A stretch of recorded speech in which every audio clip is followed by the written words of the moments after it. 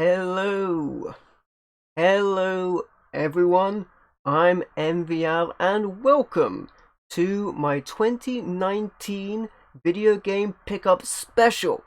In this video, we're going to look back at all of the games, that's right, every single game I picked up in 2019 from my video game pickups. And if you'd like to see gameplay footage for these games, go back and check out those videos on the month that they were in. This is going to be a lot of fun. There is a ton of games, 12 months of games to get through. There's a big stack of games next to me, so let's just dive into it with January 2019. I'm going to start off with a Super Famicom game, and this is Lawares. Love RPGs. This is a JRPG, and I have a translation patch for this, and I can play this on my Retro Freak. It's a pretty cool game. I pretty much got it just to test out that fact if I could do as such, and I can. Very nice packaging, very good looking game. I love how these come in these boxes in this way. Very good to save space on your shelf. Little different shape to a Super Nintendo box, but that's pretty cool. So that's Lawares, a JRPG. Next up, we're going to move on to the Super Nintendo, of course. And this is Illusion of Time for the Super Nintendo. And this game you may know as Illusion of Gaia overseas. It's in a box protector. You may see many of these games in box protectors. I got these from My Game Vault. They're very good. Really cool RPG, another RPG. Really cool game. Very enjoyable. Very protected as well. Can't sing enough praises about these box protectors. I actually did a review of these box protectors, which you can check out on my channel. They have a bunch of them. You can see a bunch of them in the video, but very cool, very good way to protect your collection, actually, even if they do reflect everything. So there, Illusion of Time, also known as Illusion of Gaia. Hey, Carla James, how you doing, my friend? Good to see you. I'm doing well. Thanks for asking. Better figure out where I'm gonna put these actually, because I'm gonna use up a lot of space. Next up, we're gonna go on to a big box PC game. I don't often include these in my pickup videos with gameplay footage because PC games are kind of awkward to capture, but this one was really cool. I found this in Charity Shop really cheap, if I remember correctly, and this is Star Trek The Next Generation, A Final Unity. Now, it's really cool to get these big box games. I do love them. You doing good, Carla? That's good to hear, my friend. For the Next Generation, this is an adventure game. And this, it says it has the voices of the cast. I haven't verified if it has all the cast. I remember the Voyager game, I think it was called, I want to say Elite Force. It had most of the crew, except it didn't have didn't have 7 of 9, I think. They had an actress playing her. Hey, Game Shocks, how you doing, my friend? But yeah, this has got a lot of the stuff in it. It's got the manual, and it's got... it's got all the paperwork. There's also got a printout of the README file in here as well, which is pretty funny. The previous owner printed out the README file, and then of course it's got the game in there as well. But yeah, I love big box games. Often hard to find these days, but love picking them up when I can. And as I say, don't often include them in the pickup videos that have gameplay because PC games are kind of awkward to record. But nevertheless, love picking up PC games. How are you doing, Game & Shocks, by the way? Good to have you here, my friend. Good to have you here. Alright, moving on to the Game Boy. And I will say as well, these may not necessarily be in the order that they were on the original videos, but, I had to stack them in a certain way. Anything you missed? We just got started, my friend. Great to have you here. Great to have all of you guys here as we get into all of the video game pickups for 2019. This is going to be a crazy video. Another one in a box protector for the Game Boy. We have Tetris, and I can't remember if this sign here says original Game Boy pack. I keep mistaking this sign here for a Super Game Boy enhancement. It doesn't have Super Game Boy enhancements, but From Russia with Fun. Awesome game, must have for anyone with a Game Boy, I think. Awesome puzzle game. Can't say enough good things about this game. I got the boxed version pretty cheap, to be fair. Very good game. You doing good? That's good to hear, my friend. I'm doing well. Always fun to hang out with you guys and talk about games, and that's what I'm going to do today. Talk about a bunch of games. These are from my January video game pickups video. So again, if you want to see any gameplay footage for these games, go check out the associated videos. If you wanted to see gameplay for Tetris, I mean, you've probably seen gameplay for Tetris, but if you want to see my gameplay for Tetris, that will be my January 2019 video, and so on as we move on. More for the Game Boy, this time for the Game Boy Advance. We have Spyro, Season of Ice, again in a My Game box protector. I would like to have, you know, all of my collection in box protectors at some point. It just slowly chipping away at that and getting those. Cool game, cool Spyro game. It's its own thing on the Game Boy Advance. Pretty cool, pretty good. It's got Mario Kart on DS for $4. That's a pretty good deal, actually. I often see DS games like out of the case. I think I would always pick them up in the case for DS games. Which is weird actually, because I'm fine getting like Game Boy and Game Boy Color and Game Boy Advance games out of the case, but for DS games, I feel like same with Switch as well and Vita games that the cartridges are so thin. I'm scared I'll lose them without the case. But yeah, I need to get Mario Kart DS actually. I know Jonah really likes that game. All right. Also, for the Game Boy Advance, we have, nearly missed it because it was a loose cartridge, we have Spider-Man Mysterio's Menace. Now, I want to say this was a beat-em-up, but I can't remember. But I want to say it was a beat-em-up. But it could have been a platformer. Again, you'll see gameplay footage for this in the associated video. But yeah, love picking up Game Boy, Game Boy Advanced, and Game Boy Color.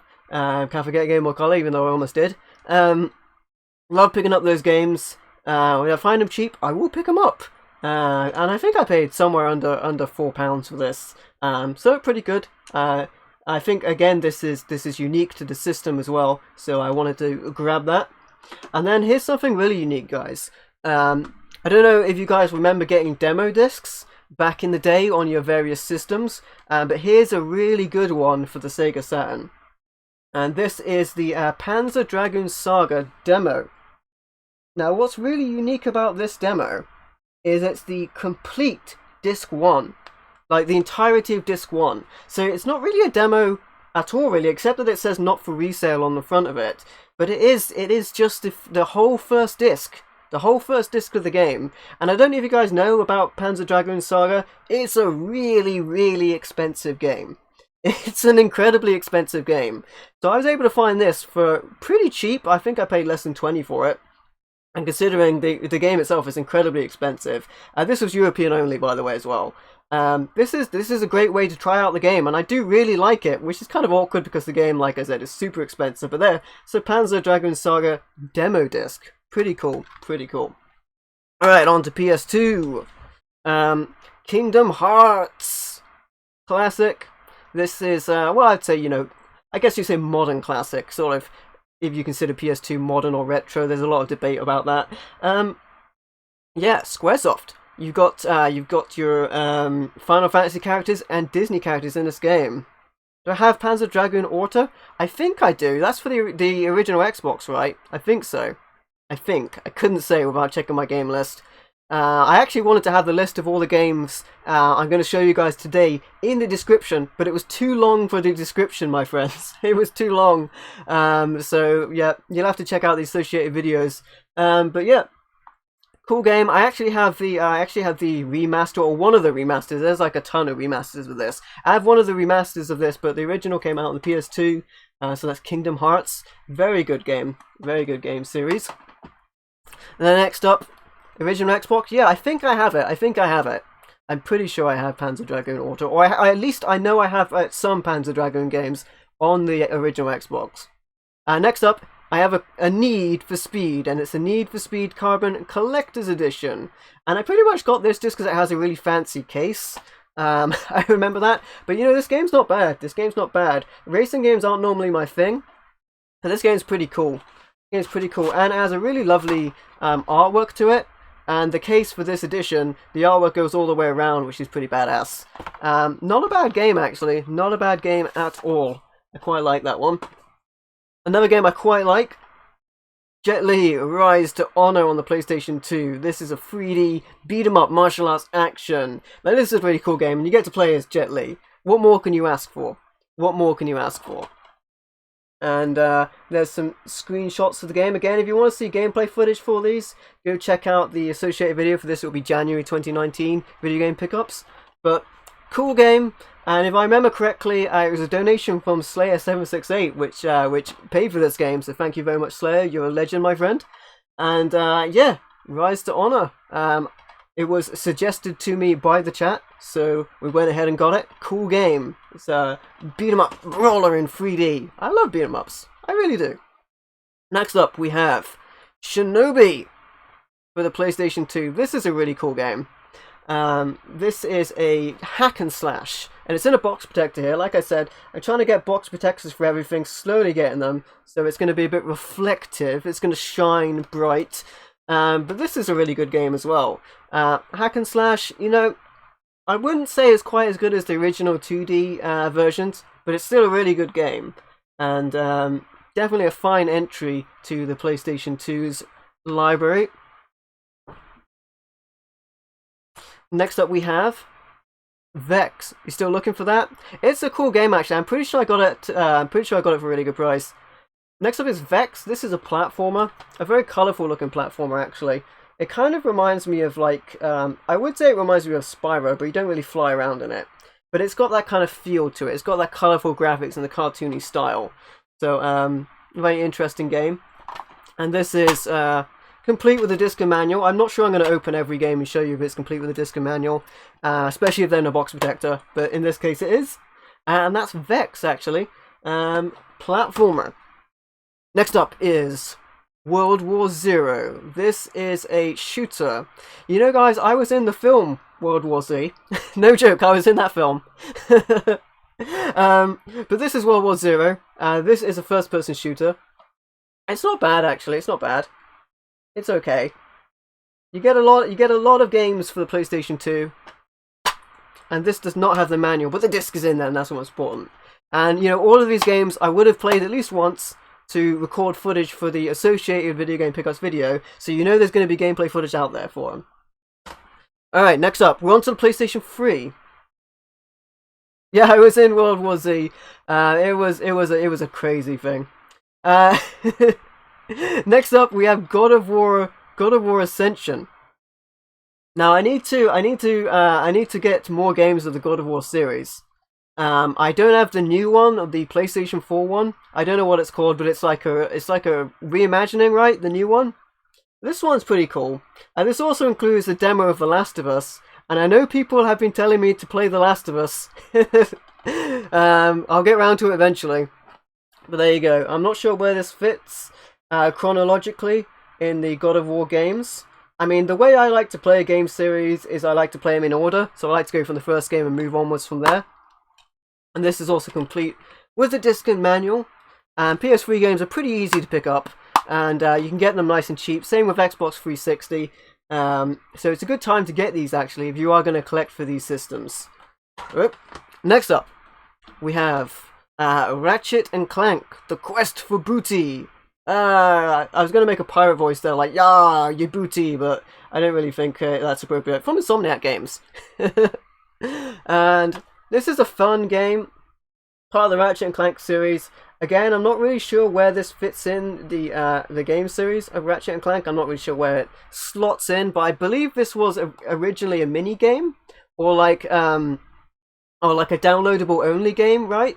And it eventually appeared on you know, in physical form. So that's what I got. And another game series I need to play through. Got the game Heroes. Nice. And this as well is complete with a disc and manual. I like the artwork on the manual there.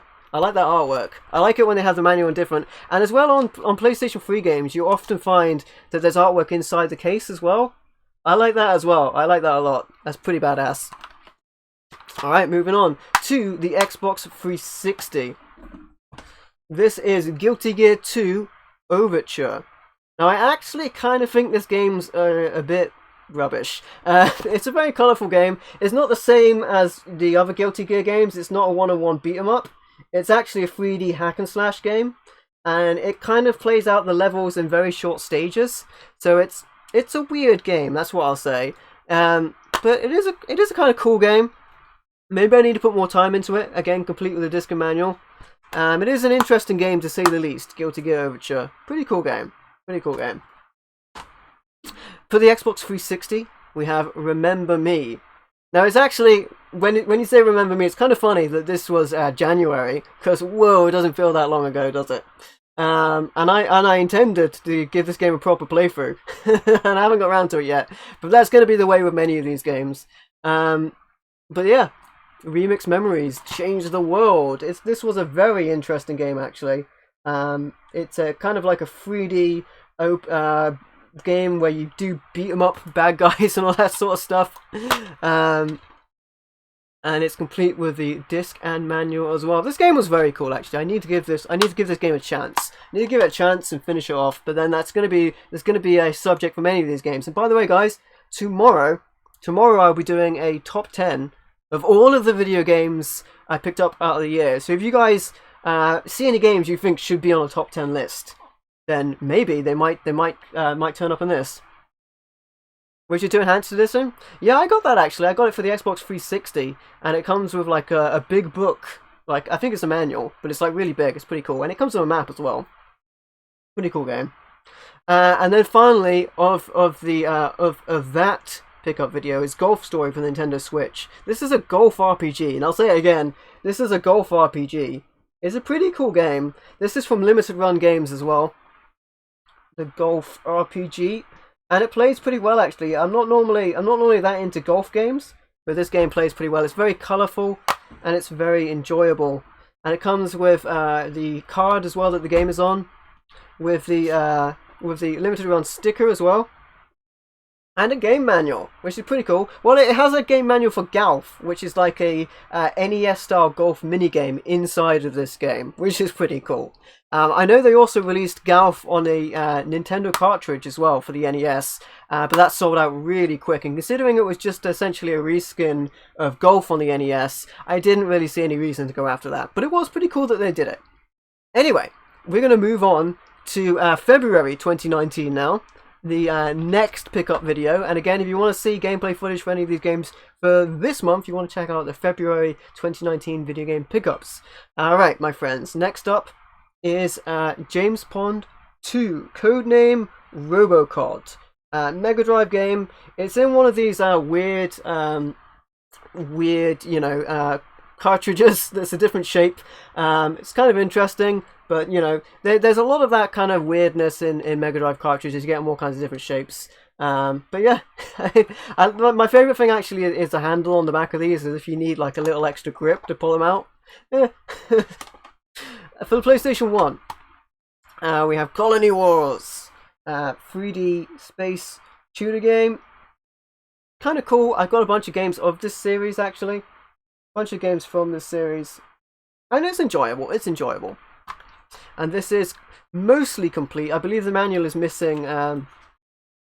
Electronic art cartridges are weird. Yeah, they are. I believe the manual is missing the outside, but the discs are there. That's what's important. And again, all of these games work perfectly fine because they would have been gameplay footage in the video. The only exception to that actually is that Star Trek PC game, because PC games are awkward to capture. Next up for the PS1, we have Die Hard Trilogy 2, Viva Las Vegas. Game I originally, didn't know was out. It's a sequel to the first Die Hard trilogy. Same format. You get a light gun game, a top-down shooter game, and a racing game, as you can see on the back here. Hey, Cactus316, how are you doing, my friend? Good to have you here, buddy. Yep, this was essentially rinse and repeat, the same deal. But it's pretty cool, actually. I've only played the light gun game on this, because that's what... Actually, no, I tell a lie. I played the light gun game and I played the top-down. Both of them are not bad, actually. They're not amazing, but they're not bad. I don't think it's as good as Die Hard Trilogy 1. Well, I guess I'm just going to call it Die Hard Trilogy 1, but that's not the name of it. How are you doing, Cactus, by the way? Pretty cool. And there's a free inside chance to win a holiday in Las Vegas, which will by no means still be valid, even if the card was still in here, which I'm pretty sure it isn't. But the disc is in here, so that's what counts. Yep. It's good when it's got 2 trilogies. Exactly. Next up, is Pitfall 3D, Pitfall Harry Returns, voiced by Ash from Evil Dead in this game, actually, which is pretty funny. Beyond the Jungle, it boasts. It's a platformer. You know, it's weird when you're gonna say like it's kind of not as good as the 2600 game, but despite all the graphical increases, I don't think you can really get past that timeless gameplay. It's an interesting game. It's an interesting game, but it's kind of a weird platformer that I have a slightly broken case for. You're good, bit tired. I get that, my friend, but I appreciate you being here. I appreciate you guys being here. It's got the manual and the disc. Yeah. I was actually meant to be doing D&D today, guys. So there wasn't a planned stream today. But unfortunately, Jonin's internet was down because his internet has been bad for a while. Actually, he was going to get it repaired, but he didn't get there in time. And yeah, so his internet was down, so he wasn't able to do it. So that one shot of D&D is going to happen at some other point. I ended up moving this 2019 special on today, and tomorrow I'm going to do my top 10. So if you guys reckon there's going to be anything here you think will be top 10 worthy, you want to keep it in mind for my video tomorrow. It will be top 10. But yeah, I had to go grab like all of these games and stack them up. Pretty tiring, actually. Dark Native Apostle is the next game for the PlayStation 2. And this game is kind of it's got like beat 'em up elements, it's got like run and gun elements, it's got platforming elements. It's really interesting. I think I saw it in like a hidden gems list or something like that, or it might have been from one of Reggie's videos, Radical Reggie. But yeah, I saw this and I thought I should pick it up. There's so many Pitfall games you didn't know existed. Yeah, there's one for like the Wii that I want to get, actually, a Pitfall game. There's a disc and the manual in there as well, complete with that. A pretty interesting game.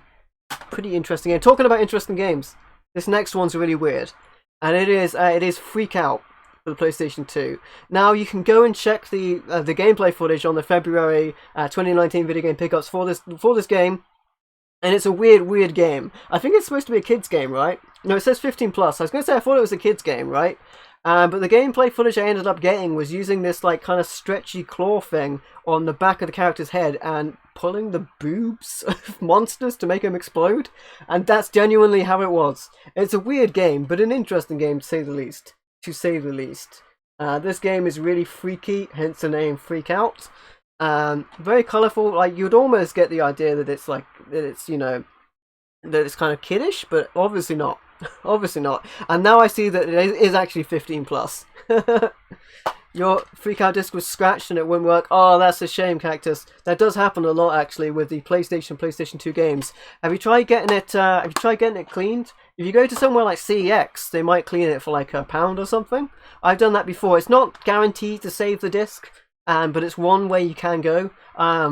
Sometimes when I pick up games, so I go to CEX a fair bit, actually, because CEX is moving in around all of the local gaming shops, and those gaming shops end up shutting down, so there's only CEX in my area. So sometimes when I buy games from there, I will check before I leave if the disc is scratched, and I'll ask them to clean it, and their disc cleaners are alright, actually. Next up is Batman Rise of Sin Tzu on the Xbox, the original Xbox. And again, I'm going to say original Xbox. In the future, we're going to get really confused about Xbox titles, but what are you going to do? They're really confusing. But there, this is a beat 'em up. Not actually that bad. It's on the animated series, based on the animated series, I should say. Actually pretty cool. You get to play as Batman, or Nightwing, or Robin, or Batgirl in this, so it's actually a pretty cool game. I like it. And this is complete with the disc and manual as well. Maybe something I look to do with Joining on the Danger Zone down the line. I'm not sure, because I think it has the Batman cartoon music in it, so I don't know if that's a copyright issue, but it's a pretty cool game. Next up, another original Xbox game, but a really coveted one by myself for a game series that I'm trying to complete all of the games. Well, I'm trying to get all of the games in this series, and that is Project Zero, also known as Fatal Frame.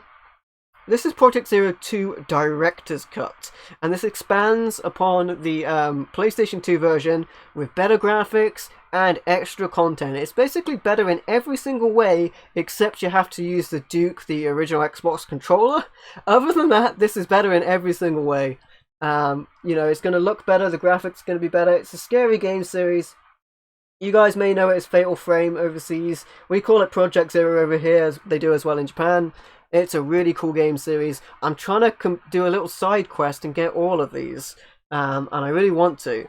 This is complete with the disc and the manual. Look at the artwork on the manual as well. That's really nice. Love this game series with the Camera Obscura. Naturally, you're going to see more of these games in the video as we move on. But I love this game, and I love this game series. Gotta stream these on the channel at some point. I gotta get around to it. My goodness, there's so many games I need to get around to. Next up is a game that I have streamed on the channel, and it is Alan Wake. Now, if you're counting games that may end up in my top 10 video, Alan Wake is almost a lock, right? But you'll have to wait and see till tomorrow when I do my top 10. Alan Wake, really good game, a psychological action thriller. It describes itself as. Plays pretty much as a survival horror. Very, very good game. If you haven't played it, I very much recommend it. It does a good job of delivering a lot of story without compromising on the gameplay. So it ends up having really good gameplay, but you're not bogged down in cutscenes. It doesn't play like a Telltale game, if you know what I mean. But you get a lot of cool story in this, and this is complete with the disc and the manual. But I do want to find, eventually I want to find the collector's edition. I know there was a collector's edition for this. I think it came with a soundtrack or something. Actually, I don't know if it came with a soundtrack, but it would be awesome. I want a soundtrack. But there you go, Alan Wake. Really good game. Definitely a contender for the top 10. You got it cleaned? Oh, it didn't help. That sucks. Yeah, it's not, unfortunately it's not a perfect science to get them clean. Sometimes their scratches are too deep that removing a bit of the surface plastic isn't enough, unfortunately. But yeah, I certainly have a lot of games that need cleaning actually, and it's, some of them, you know, may not be recoverable. It's a shame. Bully Scholarship Edition is next for the Xbox 360. This game was formerly known as Canis Carmen Edit, also known as Dog Eat Dog, for the PlayStation 2 when it came out in my region, but they renamed it to Bully like it was called everywhere else in the world and probably should have been in the first place. Scholarship Edition, I would say, is probably the edition to get. I'm pretty sure... No, this is definitely playable on the Xbox One, because I know they did a re-release with the Xbox One packaging for this. So you can play this on the Xbox One. It has a lot of enhancements over the PlayStation 2 version. There's extra content, and it's widescreen as well. Plus the resolution is way higher. You have the Alan Wake Collector's Edition. It does include a soundtrack. Nice. In that case, I'm definitely going to grab it, because I love some of the music from it.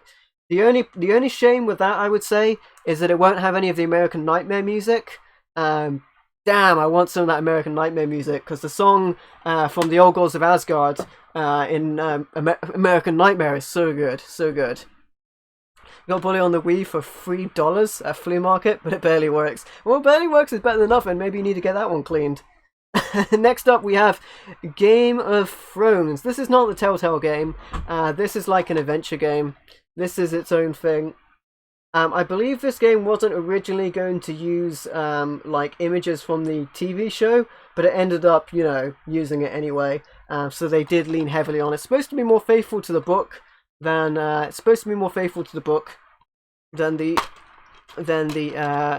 film. I said the film, the TV series adaptation, complete with a disc and manual. I didn't actually show if Bully was complete with a disc and manual, did I? But yeah, it is. It's got the disc and manual in there. Whoa! I just had some crazy glitch, did I? Alright, complete with the disc and manual on that one. I'm not going to show everyone actually. I just think, whoa, what's up with my webcam? It's freaking out. You guys getting that as well? My webcam is freaking out. Alright, well, let's just try and jiggle this thing. Whoa, webcam, stop freaking out. Okay, we're back. Did that happen? Yeah, it did happen on your end. Whoa, technical difficulties. Alright. Okay. Game of Thrones is the next one. I think I showed you complete with the disc and manual. Calm down, webcam. Calm down. Alright. Complete with the disc and manual. I'm a glitch in the Matrix. I know, right? I have no idea what's going on there. I think it might be because it's doing all the autofocus nonsense. Maybe I'm going to turn that stuff off. I might have to change the... the slot it's in, really. What? Okay. Logitech, what are you doing? Come on. Okay. Configure the video and tell it to stop. Maybe stop autofocusing. No. Okay. All right, guys. maybe I will go on a maybe I will go on a. Whoa! What just happened then? Camera, calm yourself down. I know, right? Okay, is it back? Well, it's back for like a second. If it keeps doing that, I'll have to go to my Be Right Back screen and then switch it to a different USB port or something. Camera can't handle all the games. That's what's going on. I think it's the autofocus is freaking out. Yeah, no idea. Next up, Xbox 360. Golden Axe Beast Rider. You can't have everything perfect. It's live, you know. Beast Rider. This one's not actually that bad. Not actually that bad. It's not as good as Golden Axe. Of course, it's not as good as Golden Axe. But you know, it's a 3D adaptation. You got a lot of beat 'em up action. Beauty and the Beast, it says. I don't know why they used that tagline. That seems a bit silly. But yeah, pretty cool game. Pretty cool game. Also has the disc and the manual in there. You know, that's never happened actually. Camera can't handle my awesomeness. I wish that was the case. I think it may well be the USB, which should actually be quite worrying because that's the USB I use for the game capture device. I figured I would put it in like the 2.0 one and it would be better, but it just must not like it. But we'll see. We'll see. Next up is Halo 4. Hey Frankie, how are you doing, my friend? Halo 4 for the as long as everything else is working, it's fine. For the Xbox 360. Now, I haven't played all of the Halo game series. This is the beginning of the Reclaimer saga. You know, it probably was actually just because it was zooming in and zooming out too much. It just freaked it out. Maybe it wasn't USB. This is on multiple discs as well. No manual for this one. You're doing good? That's good to hear, Frankie. There's a disc 2 here. Actually, different artwork on the other disc. I like that. I like that. Alright. Next up we have Portal 2. Now, this would definitely be a candidate for my top 10 if I had played through all of it yet, and I haven't. So, unfortunately, you won't see this on the top 10, that's a spoiler. It really should be, but I haven't played through all of it yet. I know I'm really far behind, guys. There's a mountain of games I need to get to. But yeah, this is really cool. What I have played is really good. But I need to get around to it. Portal 2. Loved Portal 1, actually. Loved Portal 1. But yeah.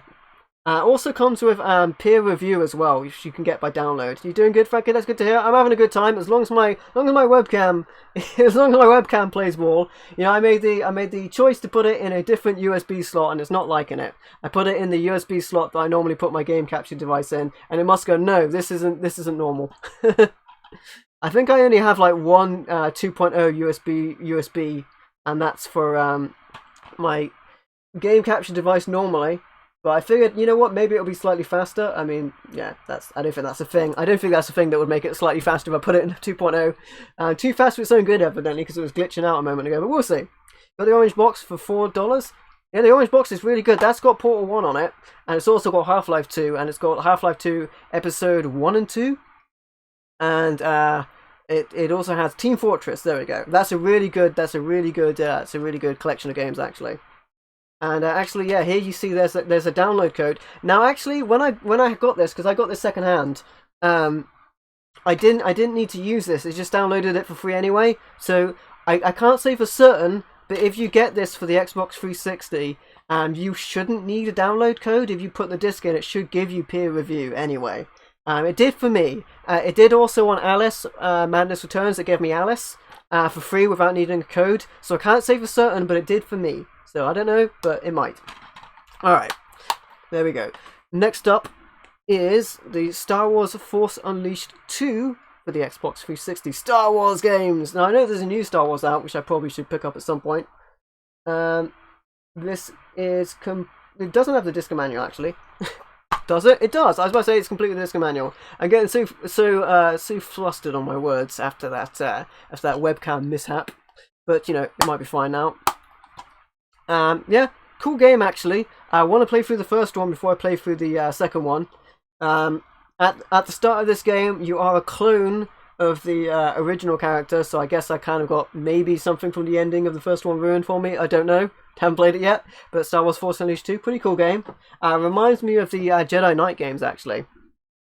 And then, my friends, we have Resident Evil 2 Collector's Edition on the PlayStation 4.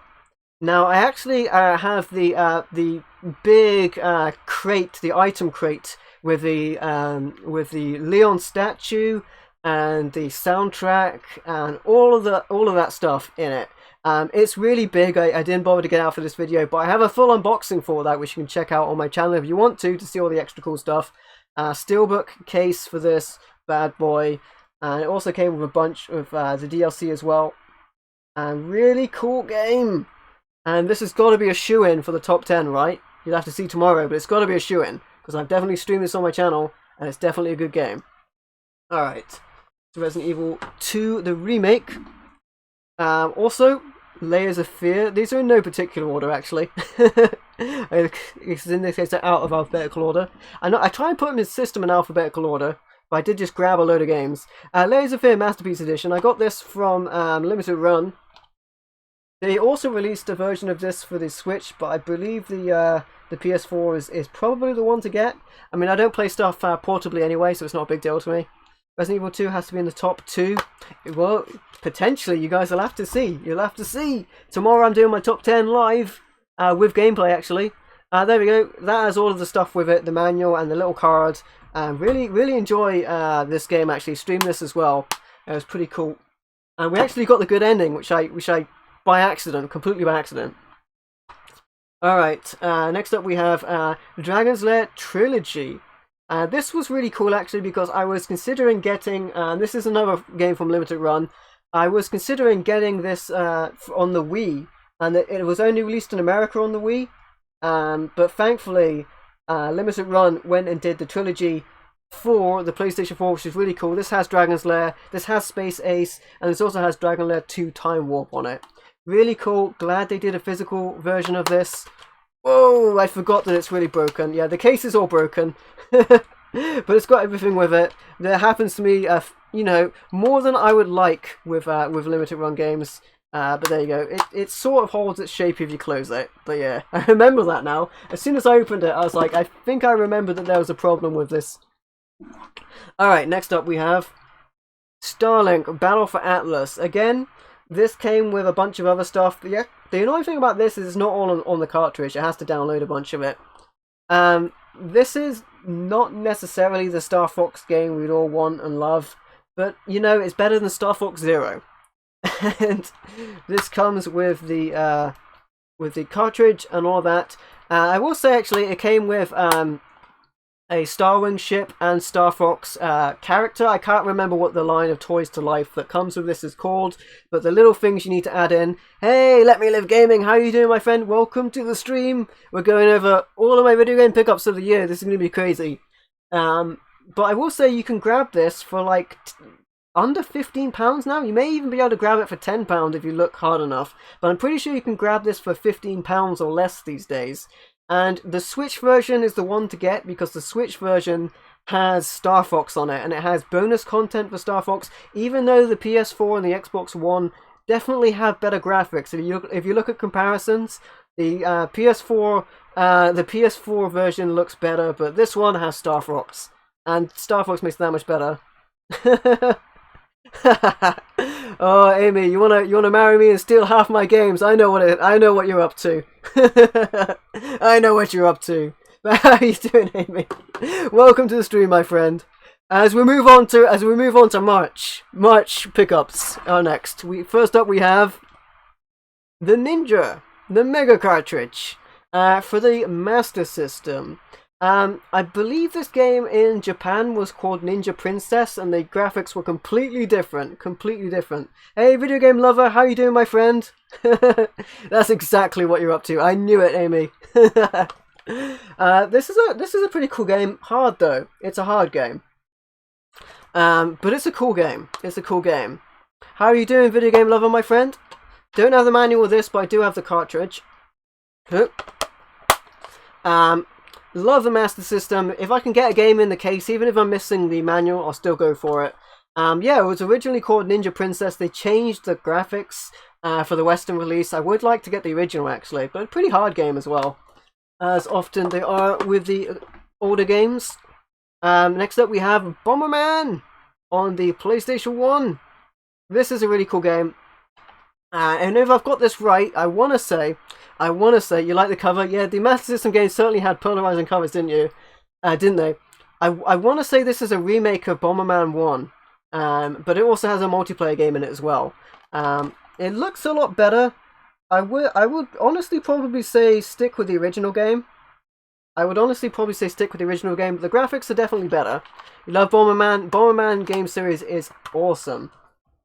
And this actually is complete with everything, including the little warranty cards or whatever they are. Got the disc and the manual there. Love the game series. They even went into 3D on the N64 as well. They went all over the place. Next up we have Louvre, The Final Curse. This is like a point-and-click adventure game. It's exactly that kind of gameplay. I don't really have much to say about this, except as far as these games go, this one's not that bad, because often you might find on the PlayStation 1 your adventure games might be a bit dated in the gameplay for these days, especially when you're using a controller and not a mouse. Also complete with the discs and manual. But this one's not that bad. The graphics are pretty good, the gameplay's pretty good. For a PS1 point-and-click game, it's pretty good. Bomberman on the Saturn is the best. I'll have to grab that, actually. I need to get more Saturn games. It often comes up a lot, actually. People keep wondering why I don't have many Saturn games. I just don't find them. I don't find Saturn games out in the wild. I hardly ever see them. Trying to pick them up. I am trying to pick them up. You'll see some towards the end of the video, but I'm trying to find Saturn games. Next up, we have Demolition Girl, a European exclusive. This is a simple 2000 game originally in Japan. And what this game is you're a lady in a bikini, and you're getting shot at by helicopters and stuff, and yeah, it's just she's going all Godzilla and destroying the town, and the special forces have to stop her. It's a really weird game. There's not much to it, as you can probably expect. There's not a lot to it, but it is a European exclusive if you are after European exclusives. Next up, we have Drakengard 2. That game is weird. It is a weird game. This is a hack and slash, exactly as kind of Dynasty Warriors. You had Bomberman for PC. PC controls for a lot of games are much better. Or did you have the Louvre for PC, actually? This is a hack and slash game. Very good game series. And I like it a lot. I need to play this more, actually. One of the first games I test streamed when I was test streaming was Samurai Warriors or Dynasty Warriors games. And so this kind of type of game does work well on streams. It's hack and slash action. It's kind of mindless, so you can chat easily as well. Another cool game for the PS2, Makai Kingdom. This is actually part of the Disgaea game series, which is really interesting. This is a tactical RPG, and I enjoy it a lot, actually. Any game that has like prinnies in them, I like. So this has prinnies in them, and that's enough for me. And you know, this is a pretty cool game. On the surface, it might look like a budget title, but it is part of the Disgaea game series. Don't have the manual with this one, but it is a pretty cool game. I recommend it, actually. It's a lot better than it looks. And you get to control prinnies, which is always fun. We're in the P's, of course. Prince of Persia Trilogy. I already have these games, but I didn't have this version, the trilogy version. And for the most part, for system by system, these should be in alphabetical order. I did just kind of grab them off the shelf just before I started. Hopefully I haven't missed out any from the actual videos. This contains 3 games. It has the Prince of Persia, the Two Thrones, and then Warrior Within, and also the Sands of Time. I don't think that's the correct way around, right? Didn't Sound of Time come out first? I don't really know. Got the HD collection. I need to grab the HD collection, actually. All the discs are in here with the manuals. It has all the manuals and all the individual game discs, which is pretty cool. Which is pretty awesome. And I only grabbed this, to be honest, I only grabbed this as a bit of a novelty. I've done this before. I think I did it with a James Bond collection. Just got it as a novelty. I already have these games, but I wanted this collection. It was really cheap. Still need one of those games. I need to get into that series. Another series I need to get into. You'll hear me saying that a lot. Another thing about when I do my top 10 video game pickups tomorrow, which will include gameplay live, It's going to be awkward to do, but it's going to be a lot of fun. If I haven't played the game through, it won't be in the top 10. That's one of the criteria. Next up we have Cyveria Collection, the complete edition, I should say. This is a collection though. I believe this has like original and like done up, like remade sort of versions in it as well. But Cyveria Complete Edition, lovely, lovely bullet hell shooter action. The case here is in very, very bad condition, but it's still pretty cool. Still pretty cool to have it. This case looks like it's been wrecked, right? I don't know what's happened to it. And it actually, if I try and take the paper out, it will disintegrate. So I can't. But it does have the manual in there and the disc. It's a great game series. And it's a lot of fun. And I got this really cheap as well, if I remember correctly. So I'm glad to have that. Next up we have Rygar, the legendary, the legendary adventure. This was also on the Wii. I think I got it for the Wii first. There's like a remaster or just a different version on the Wii, but it's the same game. Same game, maybe a different name, I'm not sure. 3D version of Rygar, not as good as the original, but I'll tell you what, it plays like a Devil May Cry game. So that's pretty good actually. So if you were looking for more like Devil May Cry style gameplay, Rygar the Legendary Adventure won't do you wrong. It's not bad. It's not bad. Not quite as good as Devil May Cry or the original Rygar, but it's still pretty good. And it's in the black box actually. I like the original black box cases for the PS2. Although we did get the horrible spines in Europe, which is nasty. We've got those black and white spines. For the PlayStation 3, we have Arcania, the Complete Tale, I think this is. Complete Tale? Complete Tale, yeah, there we go. Which is Arcania 4, I think. This was also on the PC and all that kind of stuff. It includes Arcania and Arcania, the Fall of Setarif? I don't know. But it's an RPG. And this game does have a really big problem, though. At least this version. I might have to grab this on the Xbox 360 because it has a big problem where the textures will kind of bop in and it's really noticeable. So like the textures won't be on a scene and you'll walk in and they'll pop up. It's really, really noticeable. I've seen it in other games, like on the PlayStation 4, I've seen it on The Evil Within. But it's nowhere near as bad as this. Like, there will be a very noticeable, like, bad texture to good texture transition every time you go anywhere or talk to any NPC. Next up, we have some Assassin's Creed games. We have Assassin's Creed Revelations. Again, this is a game series that I'm not too familiar with. I really need to get in and play them. And what's cool about this one is it also has the Assassin's Creed game, the original. That's pretty cool. Do I have any PSP games? I do. I think I've got around about 66 PSP games.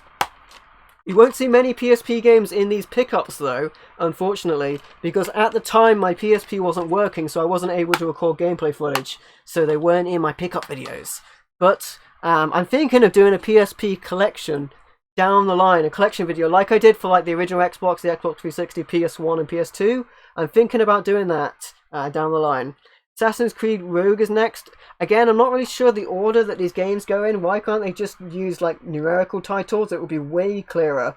I think the PS3 versions are better, like they always have extra content or something. For the Assassin's Creed games, I don't know exactly. But also there's PS4 versions of these now, I'm pretty sure, so you probably want to pick those up, especially if you want all of the content, because that downloadable content ain't going to be around forever. Next up we have the Mega Drive Ultimate Collection. Now this is really cool, and the reason I picked this up is it features different games to like the PS4 collection, or like the Mega Drive Mini. I got this before the Mega Drive Mini, but it has a lot of games on, a lot of good games on, and it's definitely a very easy way to play these games. I certainly have a lot of Mega Drive games, but if I wanted to stream them, it seems like a good bet to go from like something like the PS3 or the PS4. Might make it a bit easier as well. Plus with those adventure games, your games like Shining Force, you're going to want to make sure that you always have a battery save, and that's not necessarily going to be the case with the cartridge. So this is a way to make sure your save is always alive. Hey Juliana, how are you doing? Thanks for hitting that like. You're awesome, my friend. What's up, Juliana? How are you doing, my friend? Complete with the disc and manual. Again, A lot of love for the Mega Drive, and this has different games from the other collections. It's called the Ultimate Sonic Collections. Yeah, it does have. They do have different names actually. It's really weird that things are renamed different. How many games will I buy? I will buy any game as long as it's really cheap, and you're going to see that theme repeated a lot throughout this actually. But yeah, I for the pickup videos, I tended to have around about 18 for every pickup video, and we're checking out all of the games I bought over the year. So it's 12 times 18. It's a lot of games. All right, Star Trek is next on the PS3. Could have got this on the At least there won't always be 18, or there might have been. I don't know. But anyway, Star Trek is next. And this is a legendary team. This game's okay. I think it's best played co-op, actually. Come to think of it, this might be a really good game for myself and Jonan.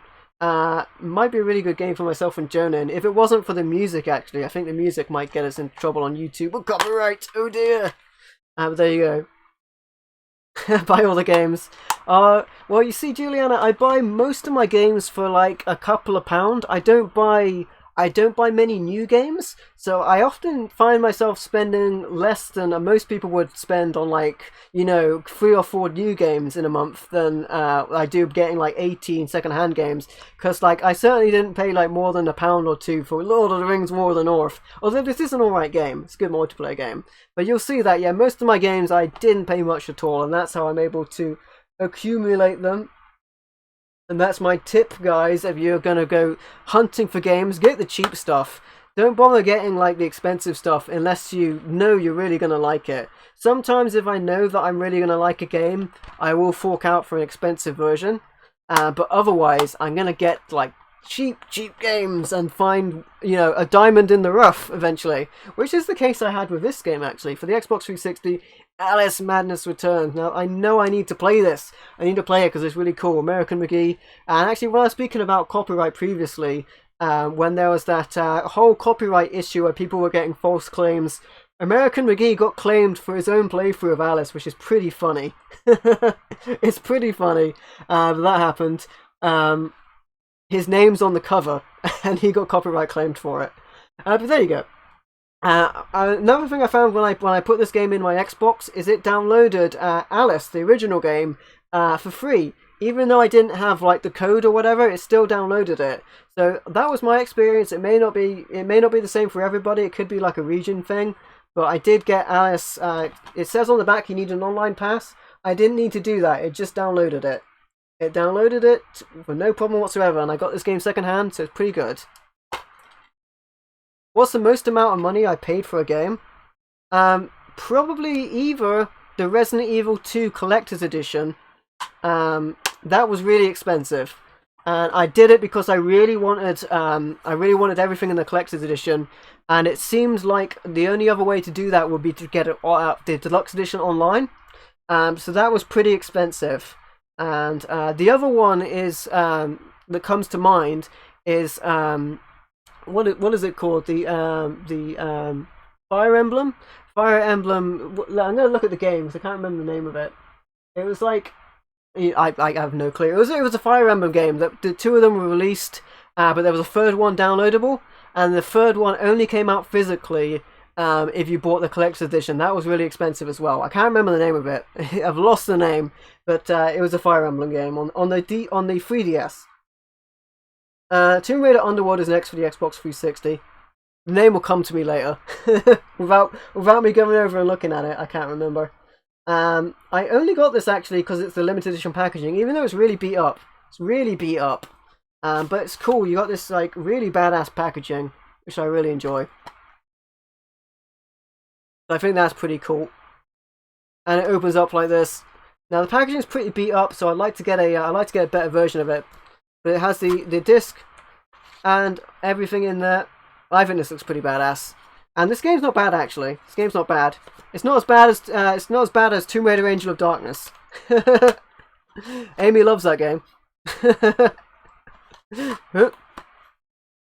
Raider: Angel of Darkness is a good. I said Angel of Darkness there. That's entirely incorrect. See, I often mess up my words. Underworld is a good game. Yeah, it's pretty good. It's pretty good. Alright. And then finally for that video, we have Double Switch the 25th anniversary. This is a Sega CD game originally, and I wanted to pick up a version that I could play whenever. And you know, picking this up was still cheaper than getting the Sega CD version, so I did. Picked it up, and it looks really good actually, very good. I'd say it's a little bit more difficult to play than Night Trap, but cool game nonetheless, complete with everything in there. I'm gonna go look at that Fire Emblem game because it's got to be on the shelf. Fates, Fire Emblem Fates. There we go. It was Fire Emblem Fates. That was really expensive as well. Next up, we have April video game pickups. First up is a Game Gear game, and it is Columns. Columns for the Game Gear. Not much to say about this. It's Columns for the Game Gear. Columns is a really good game. It's a puzzle game, Tetris style of game. Very enjoyable. Game Gear might not be the best version, but it is a portable version. So yeah, Columns for the Game Gear. Next up for the PS1, and this is a disc that I know needs cleaning. Columns, I know, right? Command & Conquer Red Alert. Now I have this on the PC, but I wanted a pick up and play version. I don't know why this packaging is really ugly, this EA packaging. So I can show you the back, but there's not much to see. And this needs cleaning, because when I boot this up, it won't play the cutscenes. The game will play fine, but it won't play the cutscenes for some reason. This is complete with a disc and manual. It's actually, I'm not going to say expensive, but more than you expect this to be. So I found it really cheap. I found it in a charity shop, and that's another tip. Juliana, go! Oh wow, the case just broke apart. Go find games in charity shops and places like that. That is the place you want to find your cheap games at. You'll find them for a couple of pounds. And I picked up a bunch of games in charity shops down the line. Many of the games you're going to see I show you will be from charity shops. So pick up games from charity shops cheap. And CX as well. They often have stuff cheap. Don't buy the expensive stuff. And then you can pick up a lot of games for cheap. But yeah, my Command & Conquer Red Alert needs cleaning actually. Yep. PAL, PS1, EA games. Yeah, they look weird. That's what they look. You go to charity shops and never find anything? That is true. Sometimes they don't. I think my charity shops, because there's no like game shops in my region. Well, I say no game shops. There's not many game shops in my region. I think they kind of default to the charity shops. But then it's also being persistent. Go back to the same charity shop like all the time. They might not have anything one time, but sometimes they will. Star Wars Masters of Teräs Käsi. I originally rented this game from Blockbuster back in the day. Any of you guys remember Blockbuster? Blockbuster! And I actually have fond memories of this game. This is not a good fighting game. This is not a good fighting game. It's pretty bad, in fact. But I quite like it. I rented it back in the day, so I picked it up. I picked it up again. And yeah, I enjoy it. It's not. Is it a perfect game? No. Is it as good as Tekken? No. You should probably play Tekken instead. But it's a fine fighting game. It's a fine fighting game, but it's not Tekken 3. And next up, we have a Disgaea game, Disgaea Hour of Darkness on the PS2. And this is really cool. Another tactical RPG. Very fun. And on the back here, there's a very good quote actually, where it says, "Without a doubt, the defining moment in turn-based strategy from games TM." Bargains we have from Blockbuster. I know, right? I used to buy games from Blockbuster because they'll rent them out for a while, and then if no one was renting them, they would sell them. And considering Blockbuster used to rent stuff as high as like $3.95 or something like that, I remember them being obscenely high for like 2-night or 3-night rentals or week rentals. They would often sell them for like only a little bit more than that if no one was renting them. So they would end up putting them in their selling off section, and you could get games really cheap because they would only really want to stock the stuff that people would actually rent out, like your GTAs and everything like that. So they would sell a lot of the other stuff really cheap. Next up, we have Mission Impossible Operation Suma. This is a stealth game. You guys know I'm not great with stealth games. I really am not good with stealth games. I can't handle them. I want to go out and shoot stuff. But this is fine. This is not that bad. This is not that bad. Next up we have Pilot Down. behind enemy lines. I miss Blockbuster 2. It was one of the few gaming shops, and I would call it a gaming shop, but it was one of the few gaming shops or DVD shops in my town. I think in my actual town, other than the charity shops, there aren't any. So I do have to travel out to like Truro or Red Roof, which you see in my game hunting videos where I film myself going hunting for games. You'll see that I have to move out of my local town, but my local charity shop is actually pretty good. They've had a lot of games recently. This is an adventure game. It's not that bad actually. When you get a bit further in, the controls get a bit clunky, but it's pretty cool. Pilot down behind enemy lines. A lot of going on in that game. Next up, we have a sequel to Shadow Man, Shadow Man Second Coming. Now, I believe this game, fun bit of information, I believe this game originally advertised itself on tombstones. I'm not joking, on tombstones. And their reasoning was the departed of poorer families would be more willing to have their game advertised on their tombstone. Yep, that happened. So that was a bit controversial. Sequel to the original game, obviously. A lot of shooting action, a lot of beat 'em up action. Haven't played it that much, but it's pretty cool. Kind of like a Legacy of Kain style visuals as well, graphical style. I miss Blockbuster a lot for sure. Used to get a lot of games from there. Next up for the original Xbox, From Russia with Love. I believe this one is third person actually. I have a reason to go to a graveyard. I believe this one's actually third person, and when I think of 007 games, I often think of them as being first person. If I remember correctly, this is third person. At least I think it is. Not bad actually. This one was actually pretty fun. Somewhat based on the film of the same name. Very, very nice. It's nice that they went back to one of the older 007 films instead of just doing the new one. They did a bunch of originals as well, down the line as well. Ghostmaster, The Gravenville Chronicles. All I have to say about this is it's essentially The Sims, but with ghosts. So just imagine The Sims with ghosts, and that's it. You use your ghost to scare people, scare them to bits, and then you succeed. You also have ghost hunters that are trying to take your ghosts out, and that's what's going on in that one. Sean Connery came back to do the voice of Bond. Yep. Next up, we've got all of the movie tie-ins actually for this month. We had Indiana Jones and the Emperor's Tomb. I believe when this game was originally advertised, it showed off like way better graphics than it actually had, or way better gameplay than it actually had, and then they dubbed it down when it came to it.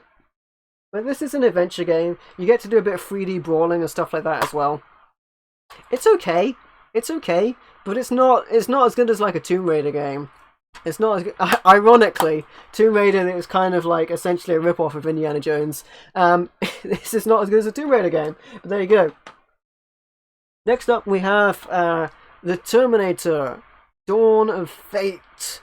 And this game's really bad. Really, really bad. And you know what? Other than you know, it looks fine. Hey, how you doing, Jonan? No worries, my friend. I hope you get your internet fixed soon, buddy. But I appreciate you being here, even with your internet trouble. I almost said get well soon.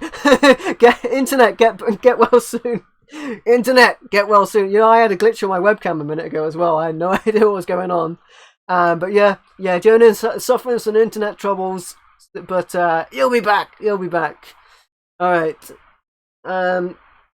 Yeah, Dawn of Fate. Now, the graphics and gameplay, there's nothing that wrong with them. But the biggest problem about this is you can't change the axis of your controller. I can't remember exactly. I think you either could, and it also did the horizontal and the vertical at the same time, or it just had no option. And I can't play a shooter if I can't invert the controls.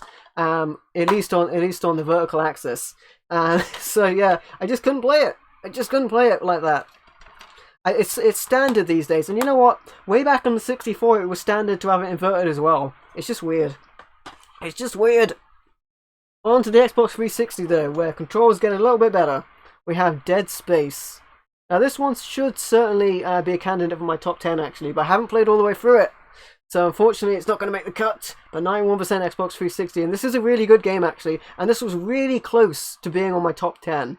But then again, guys, have a think about what games would be on your top 10 when it comes to it, because my top 10 will be tomorrow. But this is a really good game, and it was really close to making the list of my top 10. There's no help coming. Really good game. And you know it's a good game. You need to start that. It's a really good game. The thing about this game is if you start it, you won't want to put it down. And I know a game's really good when I've got like 18 or more games to record for my video game pickups, and I spend a whole day doing one game because I don't want to stop playing it. And that was the case with that game. It was really good. Sega Superstar Tennis. Tennis game. There's nothing on the back. I don't know why they have covers like this when there's nothing on the back. Just your internet itself. No worries, Jonan. No worries, my friend. We will catch you. He'll be back. Say a prayer for Jonan and his internet. Sega Superstar Tennis. Yeah, Jonan's internet's bad. He does live like quite far out as well. And that's the reason we've got the video game pickups today, because that was going to be Sunday. We're going to do D&D, but we're going to do that some other time. And then actually cool because it moves my top 10 over to tomorrow. So my top 10 will be tomorrow, and then next week we're gonna start doing some more gaming. Cool. But we will do that. We will do that D&D at some point. We'll figure it out. Zelda Wind Waker HD. I stream this. Talking about streaming games. I got this to stream. I thought about streaming the original GameCube one. Did I get any Dreamcast games? Dreamcast are another system that I kind of rarely see. And another thing is my Dreamcast is currently broken. It will play games for like 10 minutes and then turn itself off. I'm not sure what's wrong with it. But there will be Dreamcast games, I think game, maybe plural, in this video. But I don't often see them. Strange that. Strange. I see more Mega Drive games than I see Dreamcast games. I got this for the purpose of streaming. Because I knew I could do this by HDMI, and the Wii U does very good 1080p signal. So I ended up streaming this. It was a lot of fun. I got to stream it with a regular controller as well. Yep. Yours did that? Yeah, I don't know what it is. I think I heard that if I clean the components, like, it might help. But I think it might be easier just to get a new Dreamcast. But my PSP recently came back to life. So in the future you'll see PSP footage again, but I'm not sure I need to get a new Dreamcast or my Dreamcast fixed before I can include Dreamcast games again. Tetris DX, DS, not DX. Whenever I have a DS game or a 3DS game, I tend to just shoot the camera at the console. It's okay. It's an okay way of doing it. It's not ideal. I don't have a capture modded DS or 3DS, so I've got no other way to do it. This is a really good Tetris game, actually. Something about turning it upside down. Yeah, I think that helps with the disc reader. I honestly don't know what's the deal with it. But I'll get it replaced at some point, I think. This is a really good version, actually. It uses the dual screens. I'll close up real close to the gameplay there. The top screen is showing, like, in the instance of Mario, your bottom screen you'll be playing Tetris, and your top screen will be like automatically running through a Mario level depending on how well you're doing on the Tetris, which seems like a really cool idea. They also do it with like Metroid and Zelda as well, which makes this game really unique, and it has good Nintendo music in it as well. The problem is you can't concentrate on doing anything whatsoever while you're already playing Tetris.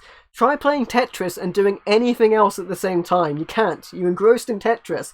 So there's no point having anything on the top screen, even if it is cool Nintendo antics, because you can't look at it because you're playing Tetris. Other than that, pretty cool game, even if the concept is a bit wacky. For the PS3, we have Pain. There's maybe something I want to stream for like a one-off at one point, maybe for April Fools. Perhaps. I've had a bunch of games in mind for April Fools. But yeah, in this game you just slingshot people into buildings, and yeah, that's all you do. When I recorded gameplay footage for this, I didn't realize there was a character in a bikini, and the bikini character, when you slingshot her, she's kind of just moving really weird, and I thought that was funny as heck. So that would probably be the character I played, which is why if I streamed it, I'll stream it on April Fools just to make a joke out of it, like I did with Summer Heat Beach Volleyball, which is funny because I did it as a joke, and I think that video picked up some views after the fact, which is pretty funny. PAL DS cases are thicker than North American cases. Yeah, what it'll be is the power cases will have more languages in the manual. It's the same with Dreamcast, PlayStation 1, and other systems like that. They'll have thicker cases to accommodate more languages, because the power version won't just be an English one. It'll also probably be a French one or maybe a German one as well. But there you go. So this game's a pretty interesting game, and I believe this game was originally a download only, and it got a physical release eventually, which is pretty cool. But there is a lot of DLC for it as well. Wonder Boy Returns. I got the collector's edition of this, and I'm pretty sure I did an unboxing, or I can't quite remember. I think this was from Red Art Games. Strictly Limited. Strictly Limited, not Red Art Games. Strictly Limited Games. There you go. I got something else. I think it was possibly another game similar from Red Art Games. I can't remember, or maybe I didn't. I'm just being crazy. But from Strictly Limited, it says on the front in a kind of Master System style cover. This is a pretty cool version. You can also, I can't remember in this version if you can go back to the original graphics or not. They did that in Wonder Boy the Dragon's Trap, which might be what I'm thinking about from either Limited Run or Red Art Games or something. But you know, it's a cool game. It's a cool game. I think I streamed my unboxing for this live, actually. Yeah, it's coming back to me. It's coming back to me. I think this is the game. And then the actual, I think Strictly Limited, and I thankfully didn't accidentally call them another game company during the time. I think they were in the chat, and they were watching the unboxing because it was live. And my CD for the soundtrack, I think it was this game, right? Let me just look. Wonder Boy, yeah, Wonder Boy Returns. Because I'm looking over at the collector's box. It came in a big box of extras. The CD like snapped, and you know, it was kind of funny. And like they mentioned it on Twitter. Actually, they were like, I think they had like a crying, laughing emoji, and then sorry. But the CD case snapped. Other than that, it was fine. Anyway, guys, we're moving on to May. May we move on to May? First up, we're gonna for May 2019. Again, if you want to see gameplay footage for these games, check out the associated video for this. It would be May 2019 video game pickups. First up, we have free Game Boy Color. Well, one of them is Game Boy Color, but also plays on Game Boy. Free Game Boy Color games, all thanks to the Jonah Monkey, who was in here earlier, but his internet has died. Zelda games. Zelda games are plenty. The Legend of Zelda Link's Awakening DX, which is the director's cut. And then we have Oracle. Yeah, I'll show them individually. I streamed this game. A lot of fun. That was my intention when I got this. Link's Awakening DX for the Game Boy Color. Now, this version will also play on the Game Boy, but you won't be able to play the Color Dungeon. Well, you can. You just have to get past the puzzle to get in there. That's got the black cartridge, which means it plays on the original Game Boy, and it also plays on the Game Boy Color. Very cool game. And then we also have Oracle of Ages for the Game Boy Color. This is a Game Boy Color cartridge solely because it has a transparent case. It also has a stick-out Nintendo logo instead of a recessed one. And then Oracle of Seasons as well. These games are kind of like your Pokemon Red and Pokemon Blue. One's more puzzle-orientated, one's more like hack and slash or action-orientated, if you will. Very, very, very good games. Thanks to Jonan as well for trading those over to me. And I did stream Link's Awakening, and I streamed the remake as well when that came out. Well, the modern remake. I guess you call it the next remake, the Switch one. Next up, we have Arrow Flash for the Mega Drive. Awesome game. It's in a box protector, putting a lot of glare on it. This is a scrolling shooter, a really good scrolling shooter. Awesome game. Awesome game. This family has had their I think their family members slain, and the daughter is going in this mechanical mech that transforms into a ship or a mech itself and goes after them. Awesome game, great music. Love having that. I got an awesome deal with this actually and some other ones, which you'll see later. For the Mega Drive as well, we have Hook. Again, in a My Game Vault box protector case. This is a different one actually that falls down on top. And to be honest, I could have used these cases for the other ones because I didn't realize that these will actually just push down the flap on the top, no problem. So I would have rather had all these cases so they would have been even. But this is Hook. Maybe I would say possibly that the Super Nintendo is the version to get of this platformer. But nevertheless, a good game. Hook for the Mega Drive. And next up, and I know Kamui is very jealous of this, Rolling Thunder 2. He's jealous of Arrow Flash as well. But he loves this game as well. Rolling Thunder 2.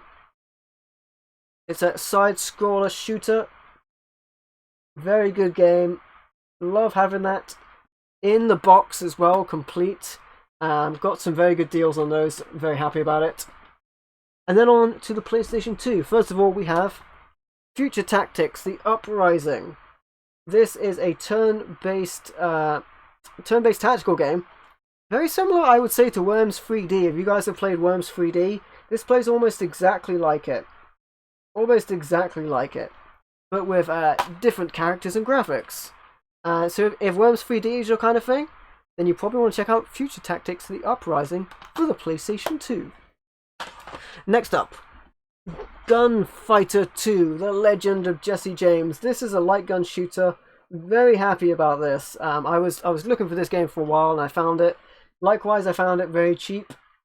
Always try and grab my games cheap if I can find them cheap. And it's a good game as well. No complaints about this one whatsoever. There's even alternate paths as well if you do well. So that's Gunfighter 2, and that might be a game I need to stream down the line as well. It's pretty funny actually. I remember one path is you just go up some stairs, but if you shoot a lot of enemies, you go past a lady in bed or something, which is pretty funny. Judge Dredd, Dread versus Death. I remember this being advertised in 2000 AD magazine comic. 2000 AD comic, I should say, magazine comic. You Are the Law. This is a first-person shooter. I think I have a poster for this somewhere as well. First-person shooter, you get to play as Judge Dredd, fending off Death and the other dark judges, as well as vampires and all kinds of crazy stuff like that. A little bit of a Blade feel in that sense near the start as well. Cool game, cool game. Next up we have Largo Winch. This is an adventure game. Again, it's sort of like a point and click one, but you can move around on this one as well. I'm not familiar with Largo Winch. I believe he's from other media. The character, I should say. Largo Winch from Empire Under Threat. But this game's pretty cool. It's like a point and click. It's essentially like a point and click adventure game. No manual with this one though. No manual with this bad boy. Next up, we have a role-playing game. Star Ocean Till the End of Time, and I also have the exclusive bonus disc as well, which is pretty cool. Nice to have those separately. It's a cool package. And this is a cool RPG game. I love me some RPG action. Gotta love them. Looks like Advanced Wars. Yeah, Advanced Wars was another cool game. Advanced Wars was a bit more like I was actually going to say it's a bit more like Command and Conquer, but it's sort of in the same sense where you click to attack something and then they do an attack animation. RPG with the 2 discs in there as well. How about that? All right, on to the original Xbox. Let me move these closer. So many games. First of all, we have Gunmetal. This is a shoot 'em up game. Hey Trevor, how are you doing, my friend? Welcome to the stream, Trevor. But you can also transform into a plane, I think. It's pretty cool. And this is complete with a disc and manual. How are you doing, Trevor? You legend. Welcome to the stream. I wasn't planning on streaming today, but the D&D ended up getting cancelled, so I ended up moving my stream that was going to be tomorrow up to today. So today I'm doing all of my video game pickups of the year, and tomorrow I'm doing my top 10 video game pickups, which actually kind of works out a bit nicely having them back to back like that. Because then the top 10 was going to fall into next week, but you guys get it early. And we will do the D&D at some point. That may move over to the new year. Not sure when that one shot will be, but that'll happen at some point. Also, for the original Xbox, we have Hulk. This game's a beat 'em up. It's pretty cool, actually. It's pretty cool. Just mindless violence. Mindless violence. Unleash the fury. Unleash all of that fury. And smash everything. Complete with the disc and manual as well. Alright. Next up is Mace Griffin Bounty Hunter. Another. This is a first-person shooter. I was going to say another first-person shooter, but we just went from a beat 'em up game. First-person shooter. Good game, actually. Good game. when I played through this, I didn't pick up any ammo, so I just got killed really quickly. But there's a thing here from Xbox World saying alongside Halo and this of Xbox shooters you simply must own, and they give it 9 out of 10. It looks really good. And there you go, Mace Griffin Bounty Hunter. Next up we have Stolen. This is a stealth game. I'm normally not very good with stealth games, but this one's not that bad. Not that bad. It's an interesting game. You've got a lot of gadgets you can use to get your way through and all of that crazy stuff as you search for your prize in Stolen. And then we move on to the Xbox 360. We have Halo 3. Again, I don't think I've played much further than Halo 3. I can't remember if I played Halo 3. Because the games are, in the same sense of Gears of War, the packaging is kind of similar. So I get a bit confused. This one, funnily enough, this says it only plays in 60 Hz on the front there. Because PAL 50 Hz was also a thing that you could do on the Xbox 360 with some games. Complete with a disc and manual in there, even though the case is kind of broken. And then as well as that, you have Halo 3 ODST, which I'm not really sure what that means. But there you go. It's got a new campaign. I think it must have come out after Halo 3 and new multiplayer and all that stuff. And yep, prepare to drop. Actually, from the opening of this game, it was actually more exciting from the outset because the Halo 3 had more of a slow build, and this one was more sort of dumping you straight in the action, which I enjoyed. Complete with a disc and manual as well. Great to have you here, Trevor. You're amazing, my friend. Next up, we have Gears of War Ultimate Edition. I got this really cheap. I think I got it for like £6 or maybe £8. I'm pretty sure I got this from Goldmine in Nuki, and Goldmine will be in one of my game hunting videos down the line as well. This is a remaster of Gears of War 1, and I'm not very good at these games, but I do remember having a lot of fun playing it co-op with Odin, I think. But there you go. Also has the DLC card in there as well for the one of the characters. I don't know who that is, but there you go. And then we move on to June, my friends, and let me bring this whole load closer to me so I can actually get to it. Drag it. Grunting noises. All right. June video game pickups, and again, if you want to see any gameplay footage for the games that we'll have to show you, you want to check out my June video game pickups video. All right, first up for the Master System is Super Smash TV. This is a great game. It's been ported to many different systems, and I honestly can't recommend the Master System version. I can't. You might wonder why I don't recommend the Master System version, and it's real simple. The Master System controller. The Master System controller has a terrible D-pad. I'm just going to say it has a terrible D-pad, and it only has 2 buttons. And this is a multi-directional shooter, really. If you want to play it like the arcade, you need 2 thumbsticks, right? You need 2 joysticks, I should say. 2 joysticks. But at the very least, you would need 4 buttons to act as your 4 different directions for shooting. So this really doesn't play very well at all. I think on other versions, you can plug in 2 controllers. What's the gameplay? It's a top-down shooter, but it's a twin-stick shooter. It's top-down, so one stick would move you, the other stick would fire, and it really doesn't play well on the Master System. But other than that, it's a good game. If you could mess around with the controls, and I tried on my Retro Freak messing around with the controls, and it wasn't having it. The controls are really weird on this one. It's decent. It's a decent game, but don't get this version. Get another version. But it is a good game. It's definitely a good game. All right. Next up is a very good game. It is DuckTales on the NES. Finally got a copy of this, even though it's got some damage to the label. It looks like some of the label's been ripped off and sellotaped back on. You might not be able to see it through the Game Vault case, but I keep that to keep the contacts nice and fine. Yeah, DuckTales. You go hopping along the place on your cane like a pogo stick. Very interesting gameplay. I know it's kind of polarizing for some people, but it's a very good game and it's a classic, and I wanted to have a copy of it for a while, but I was able to pick up a copy of that. A good game. And another good game that is even more polarizing. DuckTales, woo! I know, right? You play the game, you love it? Yeah, I've also got it on the Game Boy, actually. I got it on the Game Boy before I had it on the NES. Another very polarizing game for the Nintendo. It's Zelda 2: The Adventures of Link. Now, to be fair, I think when I picked this up, I called this an unholy relic.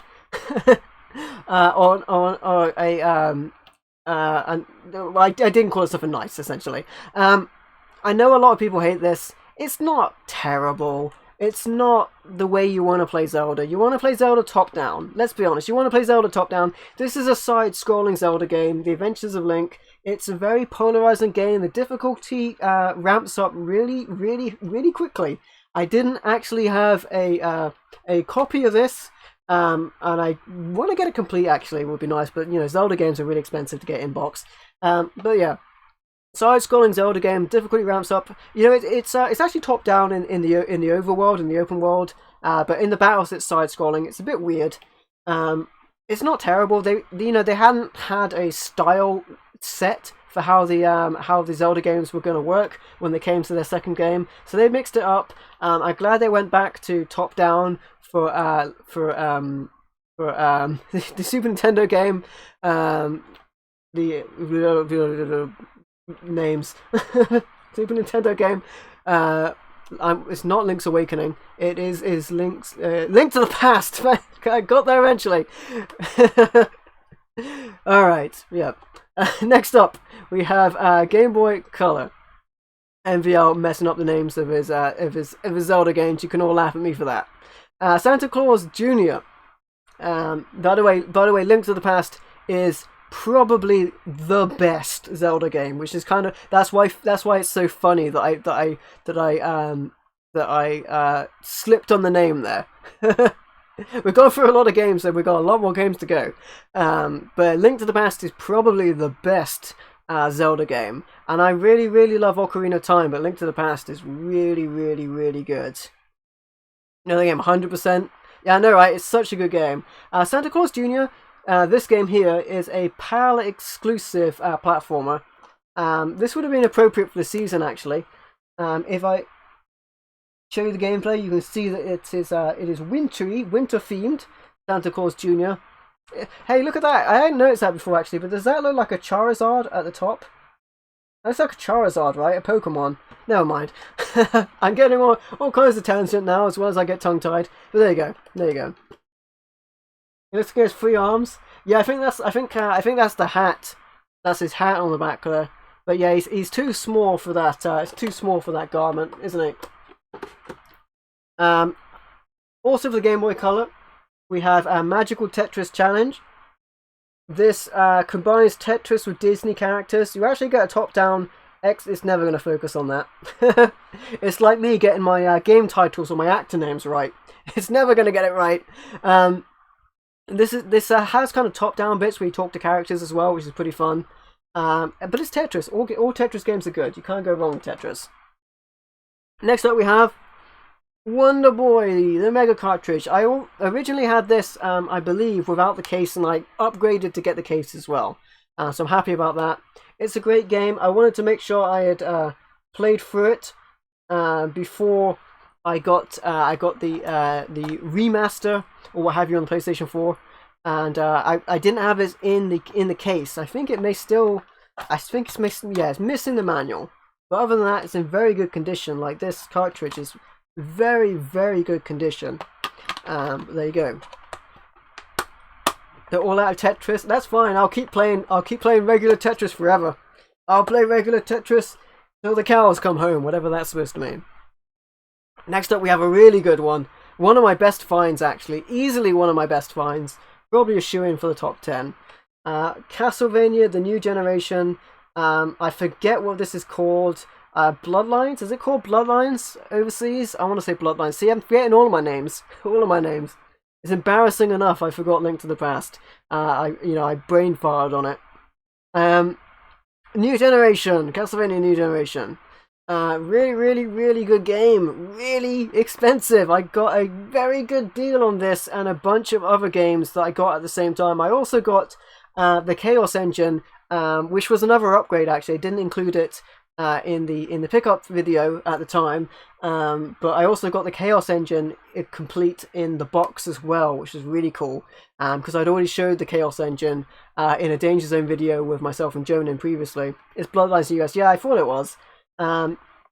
This is a very expensive game to get your hands on, and I got a very good deal with this and a bunch of other games. I bundled a bunch of games together.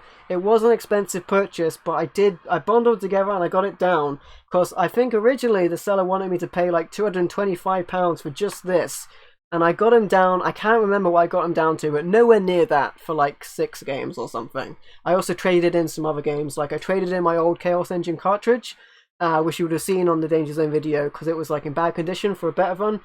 For a better condition, and actually I didn't think he realized that the Chaos Engine complete in box was like 60 to £80 by itself, also known as Soldier of Fortune overseas. But yeah, I got a very, very good deal when I bundled them all together, so I'm happy about that. And next up we have X-Men, a beat 'em up with a lot of platforming action. Another cool game, complete in the box as well. Got it in this box protector from My Game Vault. I'm thinking about getting the smaller ones, actually. I'm not sure what I'm going to do about the hanging tabs, but I'm thinking about getting the smaller ones. Ghoul Patrol for the Super Nintendo. This is a sequel to Zombies Ate My Neighbors that not a lot of people know about. This is not a Super Nintendo case. I got this from Biggie's Games and DVDs. There we go. Trying to remember names. Biggie's Games and DVDs. This is a very good game. It's not as good as the original. It's not as good as Zombies Ate My Neighbors, but it's still a pretty good game. I kept it in this case, even though this isn't an original case, because I'd rather have it like that than not have it in a case at all. Just the game in here. Essentially, it's loose cartridge. But these cases are pretty cool. Kind of like a Mega Drive case. Zombies. I know, right? But yeah, this game's not bad, not as good as the original, but you know, I think a lot of people don't know that that this sequel is out there. It's pretty good, Next up, in another weird case, we have Excalibur 2097. This is like a platformer hack and slash for the Super Nintendo. Cool game. It's a cool game. Very nice looking game as well.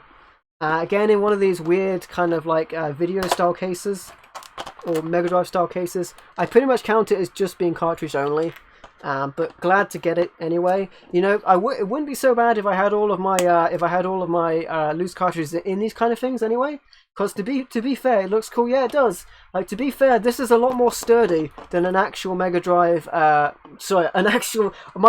and names today, than an actual Super Nintendo box, because they're cardboard. So to be fair, all of my non-box stuff could probably be cool to have in these. At least you get the artwork and you can read all the text and everything. It's pretty cool.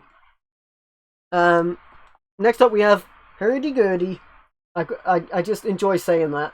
For the PlayStation 2, this is a platformer, a very cool one actually, very cool one, a very unique one for the PlayStation 2.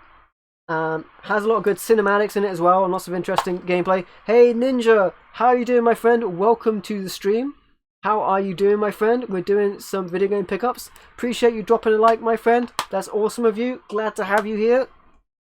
Thank you so much, Ninja. As we move on to Mortal Kombat Deception for the PlayStation 2. Bunch of Mortal Kombat games came out, all different systems. You're doing good, that's good to hear, my friend. I'm doing well. Always a lot of fun to hang out with my friends in the chat. And I'll show you the back of this actually for some of the gameplay footage. This is June, I think we're on. If you want to see gameplay footage for this, check out my June video game pickups. You got Hurdy-Gurdy. It's a cool game. I also have this bonus disc as well that I got with it. I got this bonus disc in a different charity shop. I got it for like 50 pence. I think they thought it was a DVD. But this is pretty cool as well. And it's just a nice collectible to have, really, that bonus disc. But there's Mortal Kombat Deception. Cool game indeed. Complete with a disc and manual. So there you go. Next up, we have some women's wrestling action for the PlayStation 2 with Rumble Rosas. Let's get ready to rumble! This is actually, you might look at it and think, what on earth are you doing, MVL? This is actually based on the SmackDown Here Comes the Pain game engine. Other than that, they've changed all the characters to women. But, you know, they did that.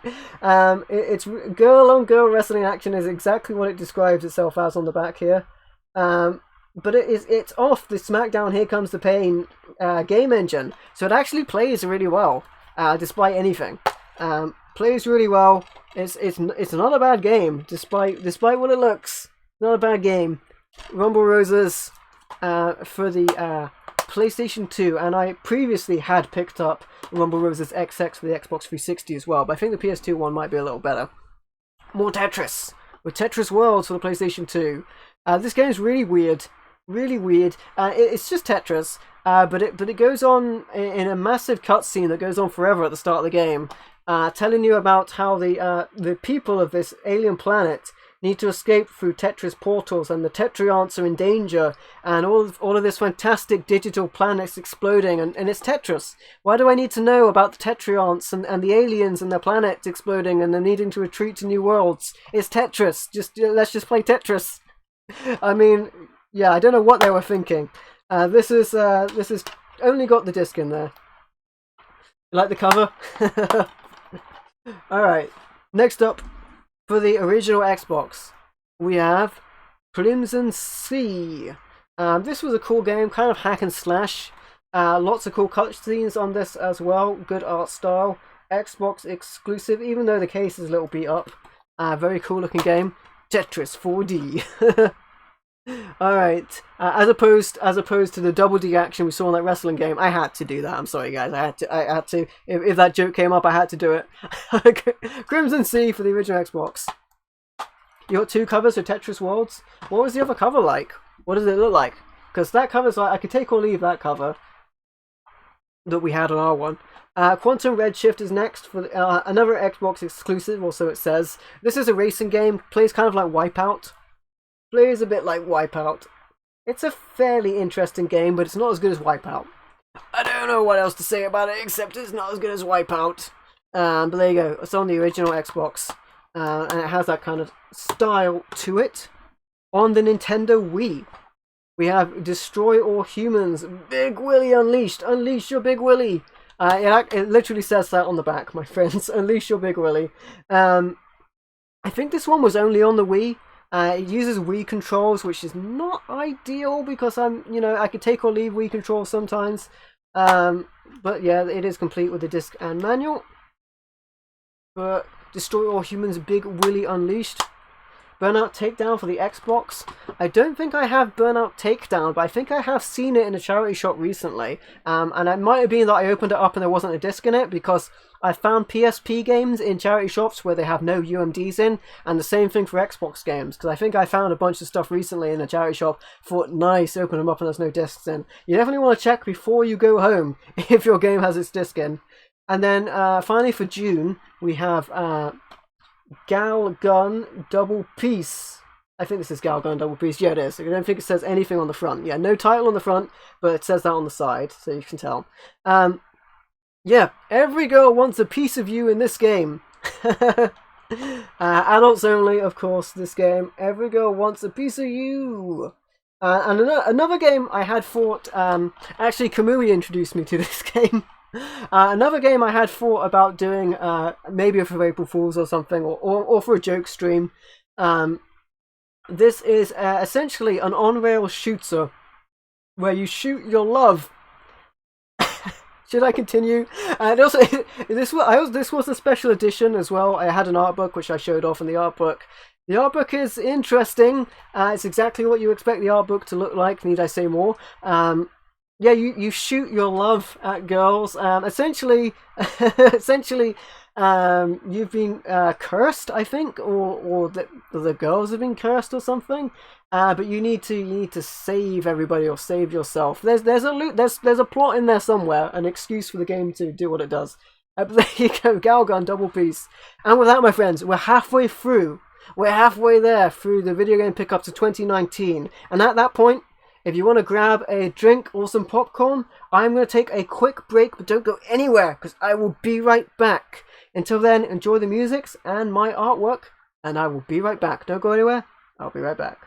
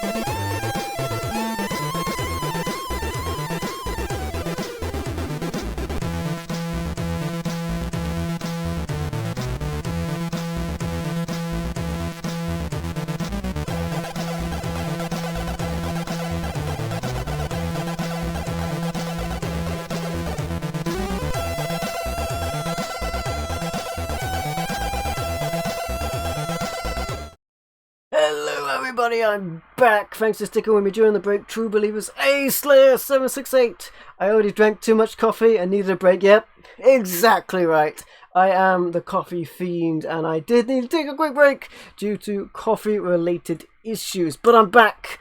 How are you guys doing? We're on to July. We're halfway there on our video game pickups. Next up, we're going to be looking at a game for the NES for July. And again, if you want to see any of these games, gameplay footage, for this section, it will be July video game pickups.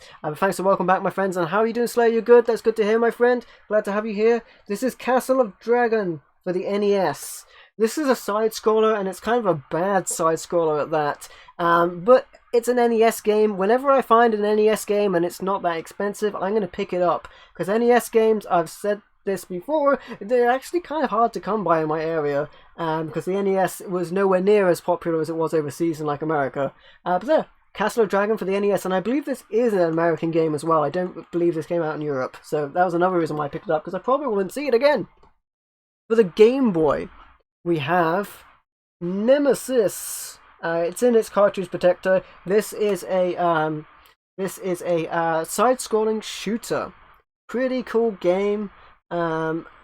I love shooters. Had to pick it up. It'd been one I'm looking for a while. I believe I got this from Plymouth. I got the other game from Plymouth as well. I can't remember the name of the shops, but I'm pretty sure the shop I did get this from, I did a shop tour at one point. There were also, it was in one of my game hunting videos, so you'll see it in that. There you go, Nemesis. And then we have Wizards and Warriors X Fortress of Fear for the Game Boy as well. It's a bad side scroller instead of the smallest violin. I don't think it's that bad. I mean, for the Game Boy, you didn't get a lot of side scrollers in there. I mean, a lot of shooters on the Game Boy. So whenever I can pick one up, I'll grab one. Fortress of Fear. This is a side scrolling platformer, and this one is kind of interesting. With the Game Boy as well, you get the kind of black and white graphics. It's pretty cool. It's pretty cool. Glad to grab it. I got it pretty cheap as well. For the Mega Drive, we have Crackdown.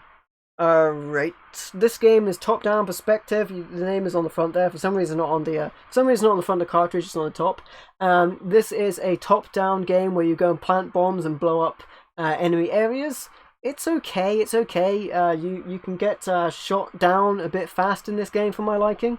But other than that, it's pretty cool. Goblin215, how are you doing, my friend? Welcome to the stream. Good to have you here, my friend. Good to have all you guys here. Thanks for joining me for my 2019 video game pickup special. I can't talk at all. And next up, we have for the Game Boy Advance, Tales of Phantasia. Another good game. I haven't played through this one yet, but it is an RPG for the Game Boy Advance. Glad to pick it up. It's in near perfect condition. All of my Game Boy games, most of them anyway, are in. They're boxed. They're in these box protectors as well. Keeps them in good condition. How are you doing, Goblin, my friend? Good to have you here. Awesome of you, my friend. Awesome of all you guys to be with me during the stream whilst I talk about crazy games and how crazy I am and how I can't talk. Also have Mega Swiv for the Mega Drive. Now, actually, when I picked this up, I can't remember where I got this from. I think I got it from Truro. No, I got it from St. Austell. That's where I got it from. I also had the option to get Super Swiv, which is, they're both Firepower 2000 overseas, but they're called Swiv over here for some reason. I could have got Super Swiv for the Super Nintendo, got this one instead. The Super Nintendo version is better. I should have got the Super Nintendo version. But there you go. I thought the music might be better on the Mega Drive version, but it's really not. Also, the cartridge is kind of beat up. And, ooh, look at all his fingerprints. Look at all his fingerprints. Some grubby hands have been in there. Maybe my grubby fingers. But there you go. Next up, for the Super Nintendo, speak of the devil, it's Arkanoid. A breakout style of game, of course. Do it again. Pretty cool game. Probably be better to play with a paddle controller. It's in another one of these weird cases. But again, I'd rather have it like this than have it loose, to be fair. I'd rather have it like this. And there you go, with the cartridge in there, but no manual. No manual. You ever seen me play Chrono Trigger for the SNES? I'd love to. but it didn't come out over here. I have it for the DS. I think it, but Chrono Cross didn't come out on the PlayStation over here as well. I wanna get it. I have a Retro Freak, so if I got a copy of it, I could make it work. But I really want to get it. But yeah, it didn't come out over here, unfortunately. I know you can get it on the digital version, but you know me, guys, I'm all about the physical, so I gotta get a physical version at some point. Next up for the PlayStation 1 is Shaolin. This game was surprisingly good, actually, for a game that I didn't spend much on and didn't think much of. I thought it was going to be garbage. This is like an RPG. It plays like an RPG. You go around and then you get into fights, and then the fights turn into like a side-on fighting game. But it's not just one-on-one. It's not just one-on-one. Oh, hey Trevor, you don't have to do that, my friend. You don't have to do that. But I appreciate the thought, my friend. That's awesome of you. But yeah, it's definitely a game I want to get to. But you don't have to do that. Thank you so much, my friends. Silent Bomber is next for PlayStation 1. And if, in fairness, guys, postage overseas is going to take your arm and leg off. Alright, for the PlayStation 1, another game I got. Chrono Trigger it's a relatively rare game these days, is what I think. This game is I guess you call it a run and gun. It's actually kind of like a edgy version of Bomberman, actually, now I think about it. This is like an edgy version of Bomberman is what I call it. Hey, no worries, my friends. I love you guys, but you don't have to send me anything. Also, postage overseas is incredibly expensive, so keep that in mind. But I do love you guys, but you don't have to send me anything. I appreciate you guys being here. You guys are amazing. Honestly, I love you guys so much. I love you guys so much, and I'm very humbled by the fact that you would offer, but you will get destroyed by overseas postage. But you guys are amazing. Thank you so much. It's like an edgy Bomberman, yeah. It's like an edgy Bomberman. Yeah. Games at a great price. It's on a sort of value version as well. It's on a value version. But pretty cool game. Pretty cool game. Alright. Oh, I've run out of space to put them. Where am I going to put them now? I'm going to put them on the side of the seat. Alright. Next up on the PS2, we have Legend of Excalibur. Legion of Excalibur. There we go. Legion. Okay, Legion, the Legend of Excalibur. Got there in the end. Got there in the end, my friends. This is like a hack and slash. It's like a hack and slash. And yeah, it's an okay game. I got this in St. Austell, and it's a little more than I want to pay for it, actually, but I don't think I'll see it again.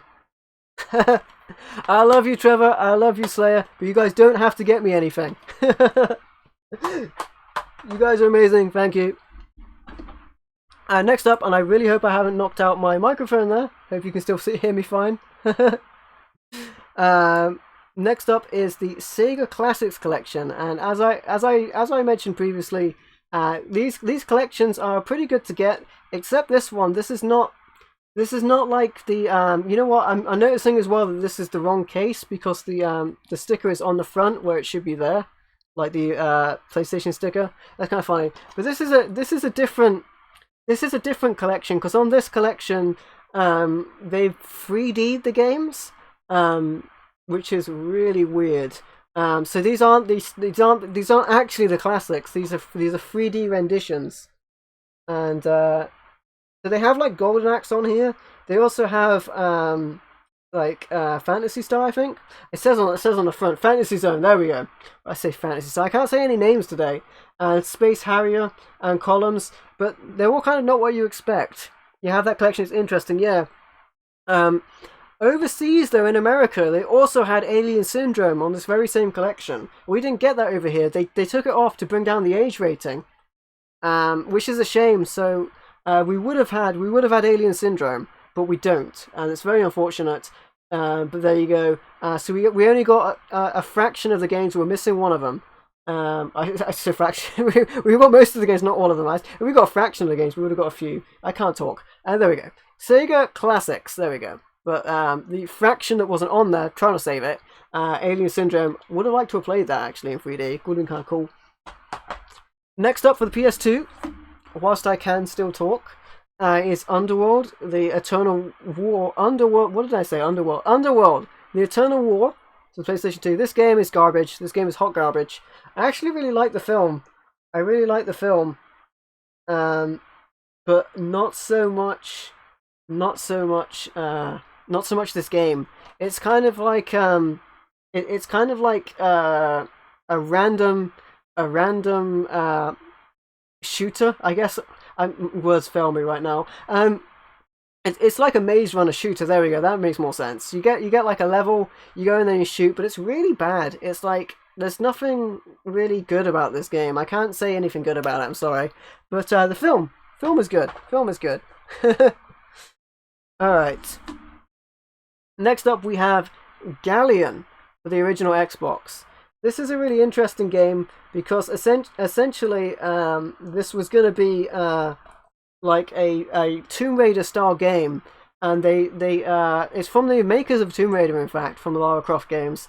And he's kind of like a weird character. He's a bit of a womanizer. It's not bad. The art style is very different. I think this also had a different name overseas as well. It's not a bad game, actually. I think this is a game that really slipped under the radar.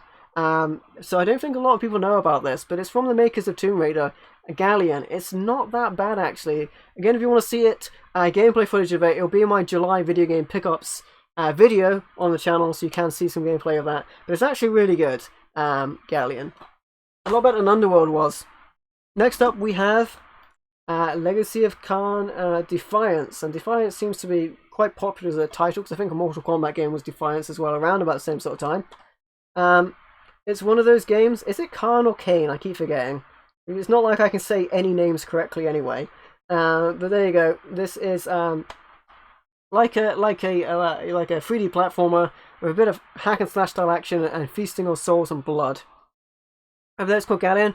I'm sure it's got like a longer name overseas. I can't remember what it is though. I mentioned it in my video. I don't remember what it is now. But there you go. It's complete with a disc and manual. There you go. Wait, I didn't open this one up. Let me open that one up as well. There, Galleon. I don't know if I even did open up the last one. I think I didn't open up the last ones because they're not good. There we go. Well, I didn't open up any of them. It doesn't matter. Let's move on. I said I wouldn't open up every single one of them. New Legends on the original Xbox. It's not good. That's all I have to say about this one. It's not very good at all. I will try and remember to open them up to show you if there's any interesting artwork on the inside.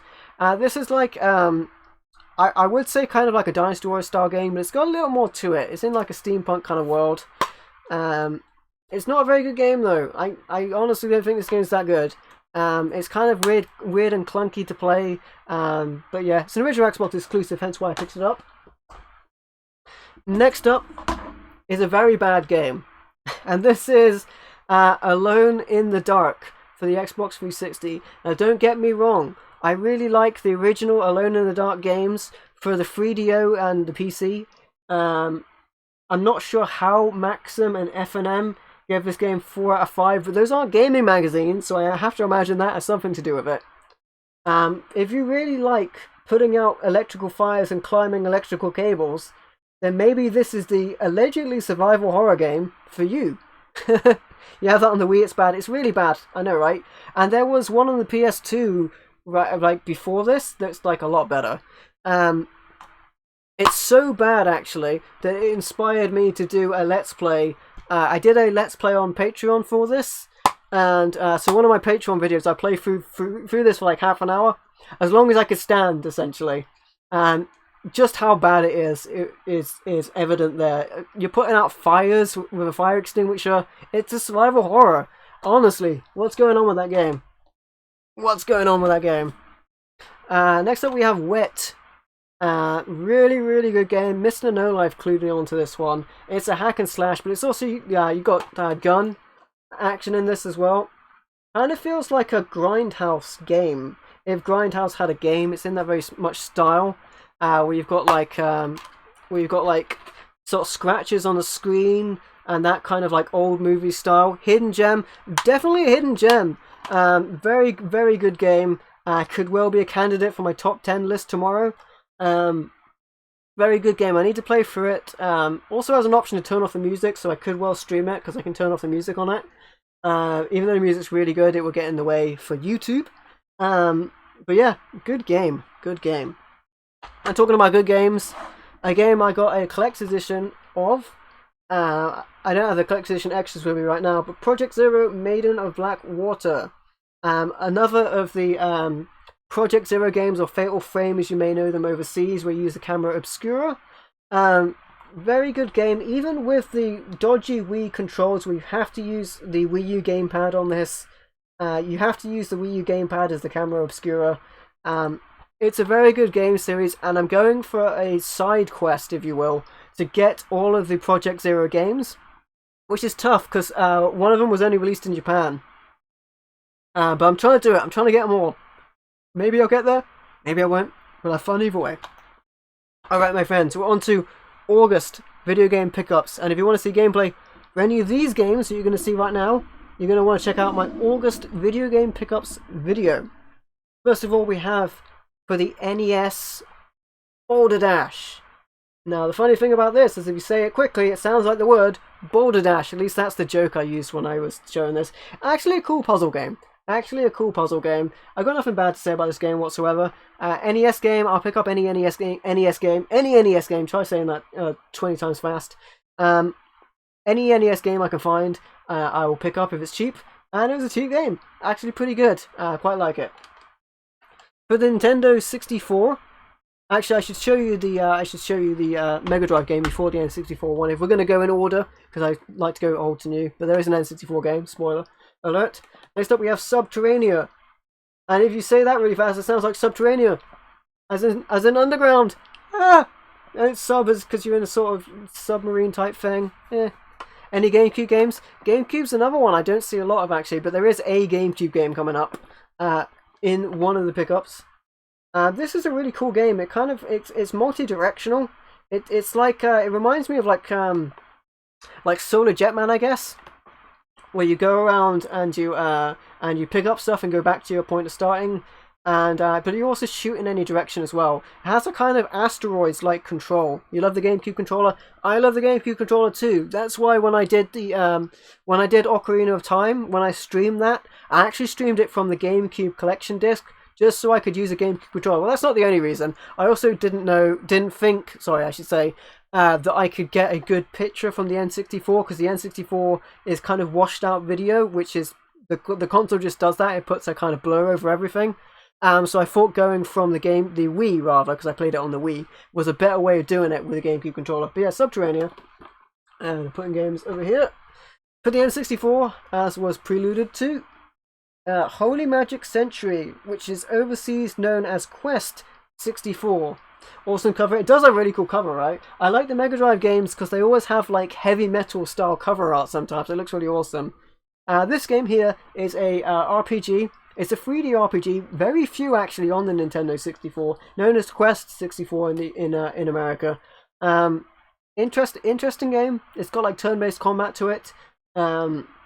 Pretty cool, glad to pick it up. I only have it loose, but you know, loose is better than nothing. Next up we have Fighter Maker. I gotta be honest, this is a pretty bad fighting game. I haven't tried making my own fighter on it, to be fair. But it's the kind of game you can complete in 10 minutes. So the only replay value you have with this at all is making your own fighter, which is kind of disappointing. And I believe it's like unbelievably complicated to make your own fighter as well. So there you go, Fighter Maker for the PlayStation 1. And then we have some Game Boy Advanced cartridges, loose cartridges. First of all, we have Game & Watch Gallery Advance. This is really good. You also like it on the N64? Yeah, the N64 controller is not good. Don't get me wrong. Back when it was out, I had less of a problem with it, but the PlayStation controller was far superior, but you didn't have anything else you could play them with. I have a Pikachu N64 controller that is my favourite. I also have a red one. I like that they came out in loads of different colours, but the thumbstick, man, the thumbstick was awful. It's a real shame. I want to get maybe a different controller for the N64 and figure it out, but you know, they've released a new one, haven't they? I can't remember the company. I want to say Retrobit, but it might not be them. Released a new controller for it, which is more like a modern controller. I think it would be a way better way of playing it. Anyway, Game & Watch Gallery Advance, a bunch of Game & Watch games on one cartridge. They also have the remade graphics, remastered graphics as well for several of these games, and there's loads more unlockable on the cartridge as well. This is a really good collection. If you like the Game & Watch, you should pick this up, because this is, I believe this is also known as Game & Watch Gallery 4 as well overseas. Over here it's called Game & Watch Gallery Advance. But there you go, really, really, really good. You need the Game & Watch Gallery 4, it's really good. Another game here is Serious Sam Advance. This one's not so good. It's nothing wrong with the gameplay itself. Serious Sam is a really good game series. I love the Serious Sam games, but the resolution on the Game Boy Advance does this game no favors whatsoever. It looks like an absolute blocky mess. You want to verify that, go back and check this out on my Video Game Pickups video, which I featured it in, and you'll see this game does not look very good. Alright, next up. You thought you'd hate those Game Watch games, but actually really fun. I know they're simple, but really fun. And they're really addicting. And that's kind of what's so addicting about gameplay with simple games. It just makes you want to keep going for the high score. Next up, we have a really good game, Star X. And I've got to get around to streaming this game at some point. Essentially, this, as well as being a total hidden gem, this is essentially like a clone of a Star Fox game. It's exactly like Star Fox on the Super Nintendo, or Starwing as we called it, because, you know, for some reason over here we have to have different names for all of our games, but it's essentially exactly like Starwing, or Star Fox if you will. It's on the Game Boy Advance. Graphics look great, the gameplay is great. Star X on the Game Boy Advance, very much recommend it, very much so. Pick it up if you haven't heard of it. You can find it really cheap, because I found it really cheap and I've been looking for it for ages. I found it in Truro, in a shop that is sadly no longer there because of CEX's influence, I feel. Nevertheless, we're moving on to Power Rangers. It's Super Legends. This is a side-scrolling platformer slash beat-em-up, and it's a pretty cool game. It's 2-player, so I've been thinking about doing it with Jonan at some point. Don't know for sure when or if we will. No manual in here, so you have to kind of guess the controls, but it does tell you them throughout. Or I might stream it, but I'm not sure about the Power Ranger music, to be honest. Power Ranger music makes me a bit worried about that sort of thing on YouTube with copyright and all that stuff. And I know I said I'd stop mentioning copyright, but it is a thing on YouTube. Need to make more Power Rangers games, they do. And I really enjoyed the old side-scrollers as well, so that game's quite good for it. Game Boy Advance. Jump off your... Oh yeah, I did that live game room tour with my phone, and I dropped all of the Game Boy Advance games. Yeah, I remember that. Honestly, guys, I really wanted to do a live game room tour, and you guys can check it out on the channel, and I did it live, and I knew it was going to be tough to do a live game room tour using a phone, but I had no idea how tough it was going to be. So... who knows what I'm going to do? You know, I probably won't do another game room tour unless there are significant changes in the game room. But who knows? Maybe there'll be another one down the line. It was awesome. It was awesome, but I feel like it was awesome for all the wrong reasons. But it was a lot of fun regardless. Sly 2 Band of Thieves is the next game. I don't have the first one, actually. Very good game series. Even though it might be kind of like presented as a kids game series, but in the same way as Ratchet and Clank or Spyro or Crash might be, so it's perfectly playable. Hey Wojak, how are you doing, my friend? Complete with the disc and manual, and this game mixes it up a lot for the gameplay as well. Huh? The GBA game's fun. I know, right? I know, and it's one of those things where I was in the middle of a video. And so it's like, what do? I'm just going to leave the games on the floor.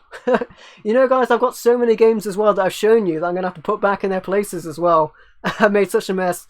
How are you doing, Wojak, my friend? Welcome to the stream. What's up, buddy? Good to have you here.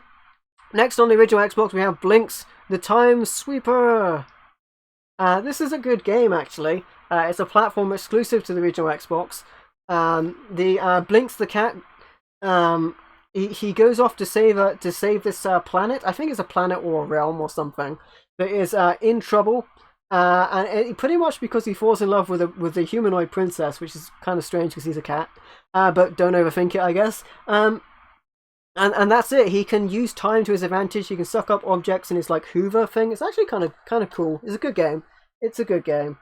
It describes itself as 4D action, and the fourth dimension being time. Coming back to when Trevor said about 4D earlier. And what have I done here? I've got everything inside out. Oh no, that's a leaflet. I was like, have I got the manual inside out or something? Yeah. Some game room tours are dry and boring. In others, the person doing the game room tour nearly falls off what they're standing on and drops all of their games. Next up, we have Crouching Tiger, Hidden Dragon. I'll be honest, this game's not good. This game's not very good. It's like a hack and slash beat 'em up. Nowhere near as good as the film. It's a shame, actually, a crying shame, injustice, how kind of bad this game is. But it's it's not terrible. And actually, to be fair, when I was recording the gameplay footage of this, it did get kind of addicting to keep going back, because when I record gameplay, I want it to at least look like I can play the game. So I didn't want to have a gameplay footage where I died in it. So I at least wanted it to look presentable. So yeah, there you go. Hey Keaton, how you doing, my friend? Welcome to the stream. What's up, buddy? Good to see you here. And Wojak and all of my good friends in the stream. On the Xbox 360, next up we have Of Orcs and Men. This is an RPG. It has quite interesting combat. You can sort of pause the combat and select your moves, but it is essentially active combat. It plays a bit like World of Warcraft, to be honest. The game plays a bit like World of Warcraft. You good? That's good to hear, my friend. I'm doing well. Always a lot of fun to hang out with my friends in the live streams. There you go. Has the game in there as well. Alright, put that over there. Never watched the movie? Which movie? Oh, Crouching Tiger, Hidden Dragon. You should. It's a very, very good movie. Really, really, really good movie. Next up we have WWE All Stars. This game is actually kind of fun because it doesn't try and be a wrestling sim like the other WWE games are. It goes completely over the top, and the moves send the people flying into the air and doing ridiculous things. So it's actually pretty cool. I played Bendy and the Ink Machine. I have never heard of it until right now. What kind of game is it? Crouching Tiger, Hidden Dragon. It's a good film. It's a really good film. I recommend it. If you're into martial arts, they do some over-the-top stuff on it, but it's really good. For the PlayStation Vita, we have Soldier X2, the final prototype. This is from PlayAsia. I also had the option of getting the limited run, but I decided to get the PlayAsia one. I got this with my Colors CD, actually. Colors was a piano album with video game music from a lot of PlayAsia published games. I had the option to get the limited run for this, but I got the Vita one instead. The PlayAsia one instead because it was a later release. Yeah, the Colors CD, I got the CD for this as well, but Colors was a piano album with like Rainbow Moon music in and Sultry music and stuff like that. My name's actually in the because I was part of the Kickstarter. I think it was a Kickstarter for it. So my name's in that CD somewhere. But there you go. There is the gameplay footage for that. On the back of the case, the Mickey Mouse. It's a horror game with Mickey Mouse, and the cartridge is not in there. It's missing. It must be in my system. It's probably in my PlayStation TV. At least I ruddy hope it is. All right. Next up for PlayStation 3, we have Lair. This is an interesting game. It originally uses the Syaxis controls on the PlayStation 3, but I believe an update allows you to mostly use your actual controller as it would normally be. But there you go. A lot of games did have options to use the motion controls and stuff. So there you go. But this one certainly took it somewhere. Nice gaming setups. It's taken a while to get the game room. That's why we've had multiple game room tours. To be fair, it's taken a while to get the game room set up the way I like it. But I think we got it pretty well set up. For the PlayStation 4, we have, I'm never going to get this name right. This is Blaze Blue. It's Blaze Blue, despite written as Blaz. Chromo Phantasma Extend. Yeah, that's it. Chromo Phantasma Extend. It's a fighting game, like a 2D fighting game. I wanted to get into more fighting games. This seemed like a good place to get into them. Thankfully, it's got like an easy mode to it, so I don't suffer so much on the controls. I did an amazing job. Why, thank you, my friend, and you guys are amazing for being with me, for putting up with me talking about all of this craziness. You guys are awesome. Thank you guys for being here. You guys make this so much fun. Talking about fun and craziness, actually. Next up, we have Game Tengoku Cruising Mix Special, and it calls itself a shooting paradise. It's a shooting game. It's a very, very weird game, but you know, what do you expect? It was originally on the arcades and the Sega Saturn, and I got this version from Limited Run Games in like a special edition, and essentially getting the Saturn version is so incredibly expensive that getting the special edition of this was still far cheaper. So I ended up doing that, and it came with a bunch of extras like soundtrack and that, but I don't have them with me right now. But there you go.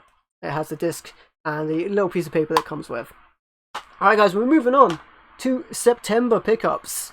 Oh. That's an NTSC copy. Yeah, all of the essentially all of the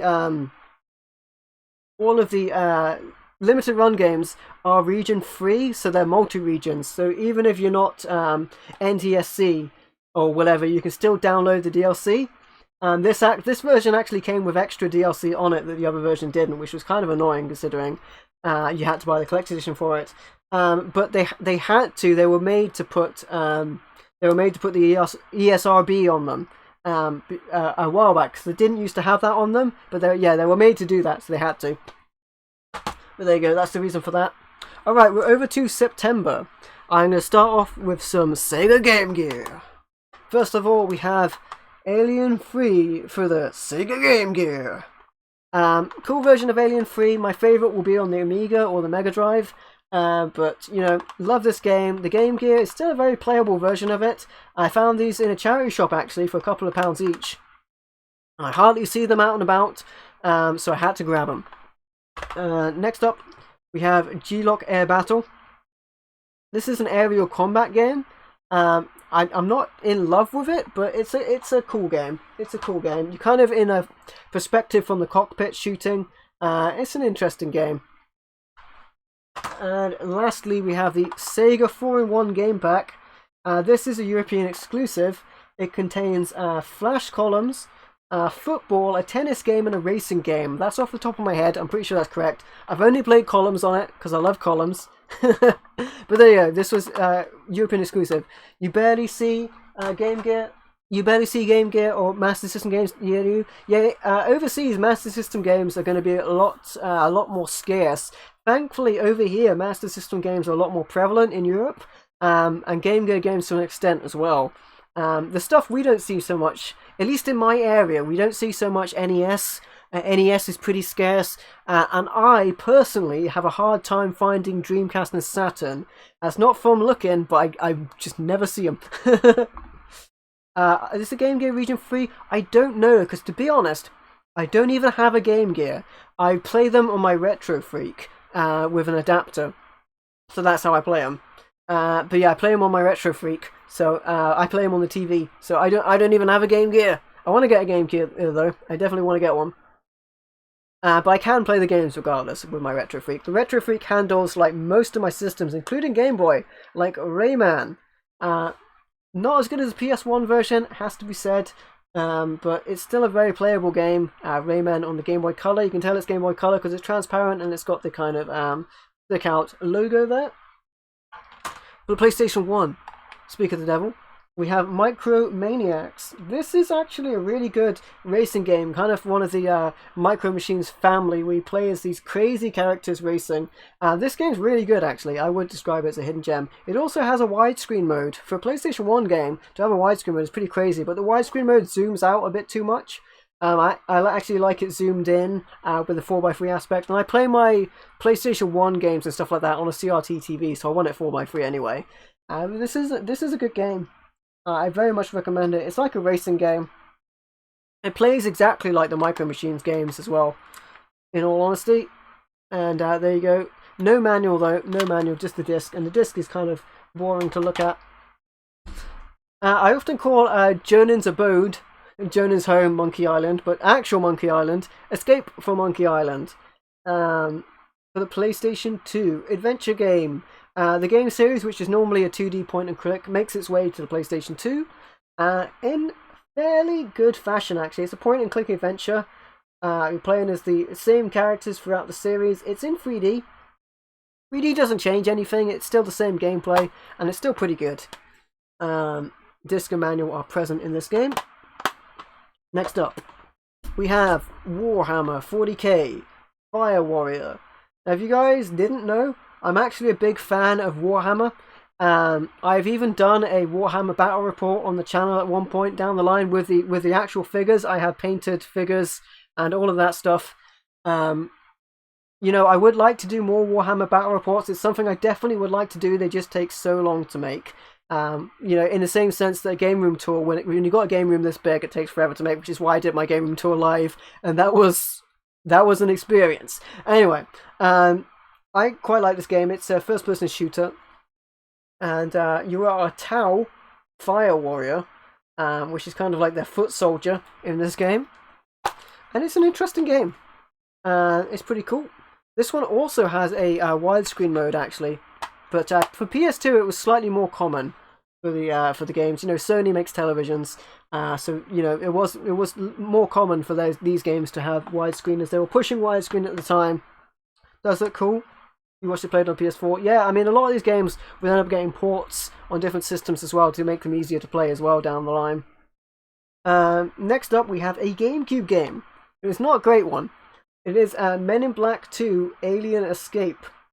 This is sort of based around the Men in Black 2 film, but it's not the same story. It's its own story. It's one of those games where the back just has all the languages and basically no gameplay pictures. But yeah, this game is okay. It's like a shooter, 3D shooter. It's okay. I think it was on other systems.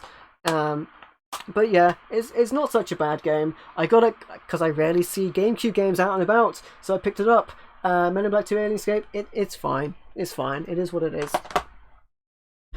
For the original Xbox, we have 187 Ride or Die, or 187. I don't know.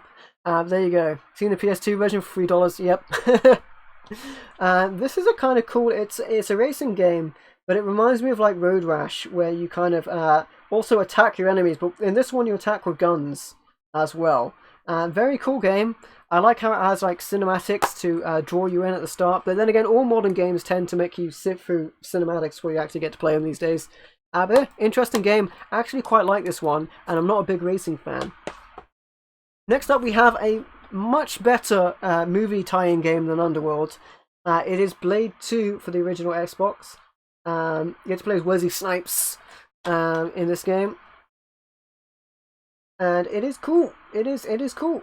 It kind of plays a bit like I don't know if you guys have played the Buffy the Vampire Slayer games. It kind of plays a bit like that.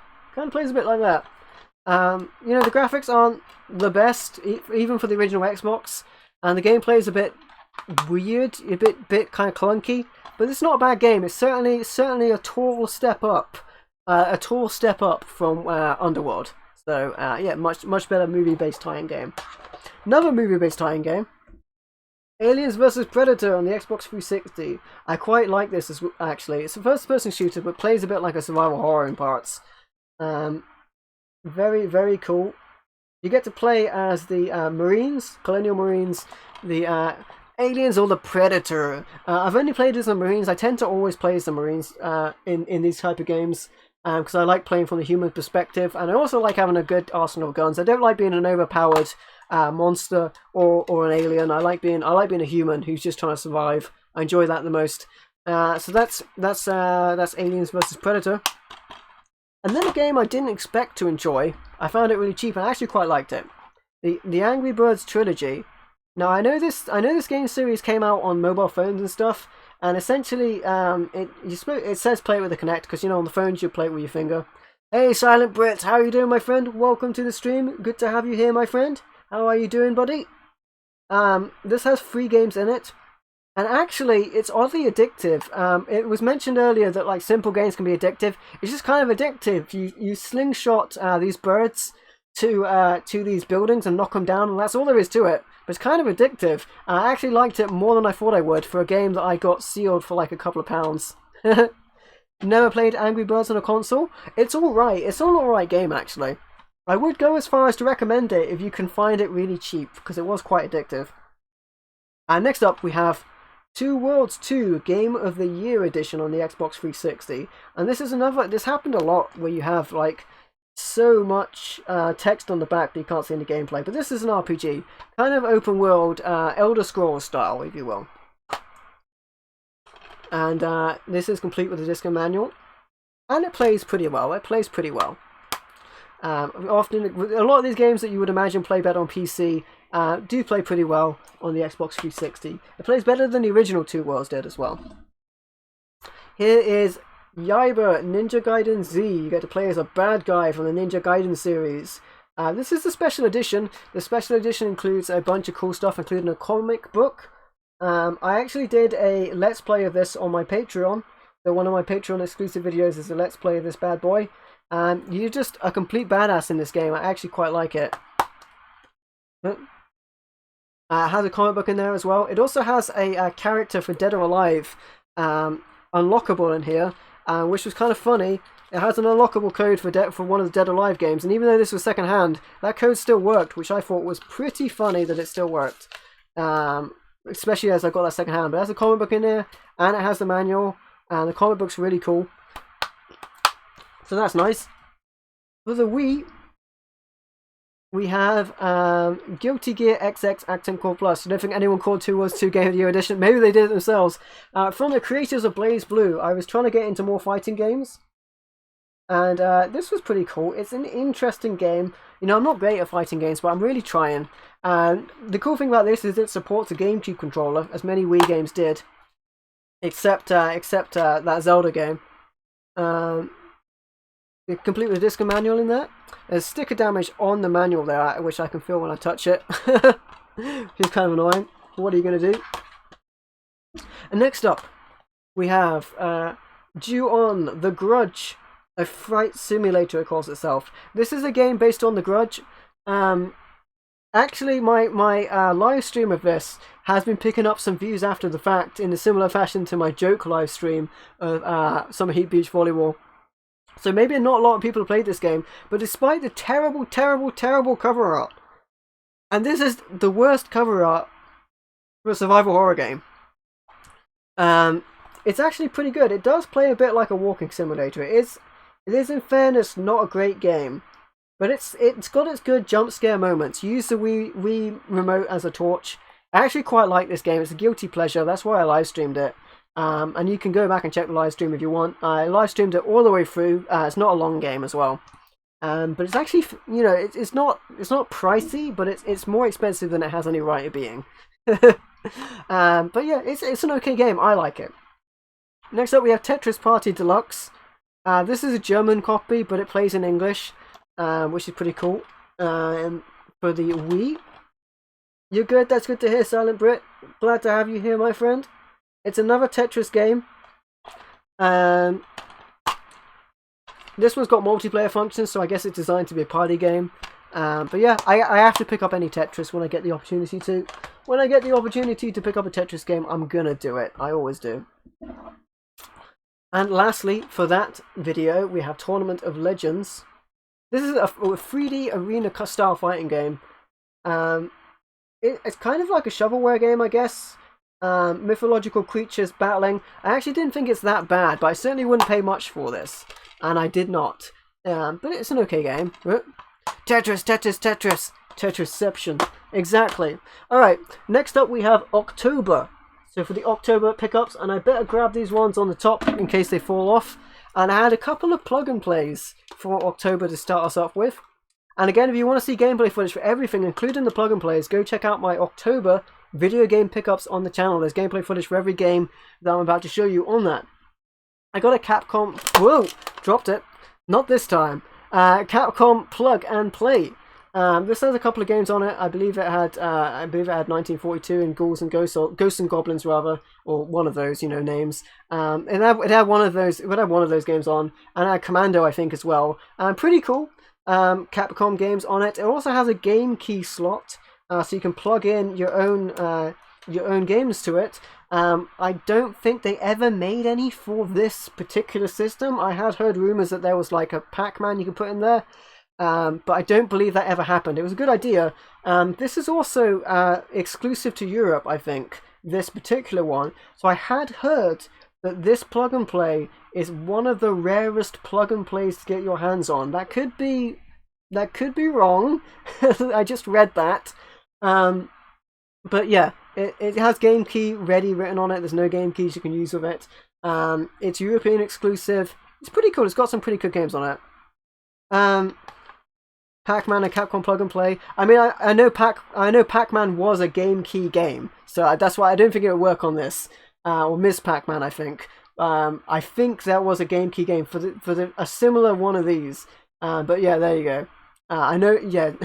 Regardless, this doesn't play any game key games, even Capcom ones. But yeah, it also has composite video out with mono audio, and this one I think does not have a this one is only battery powered.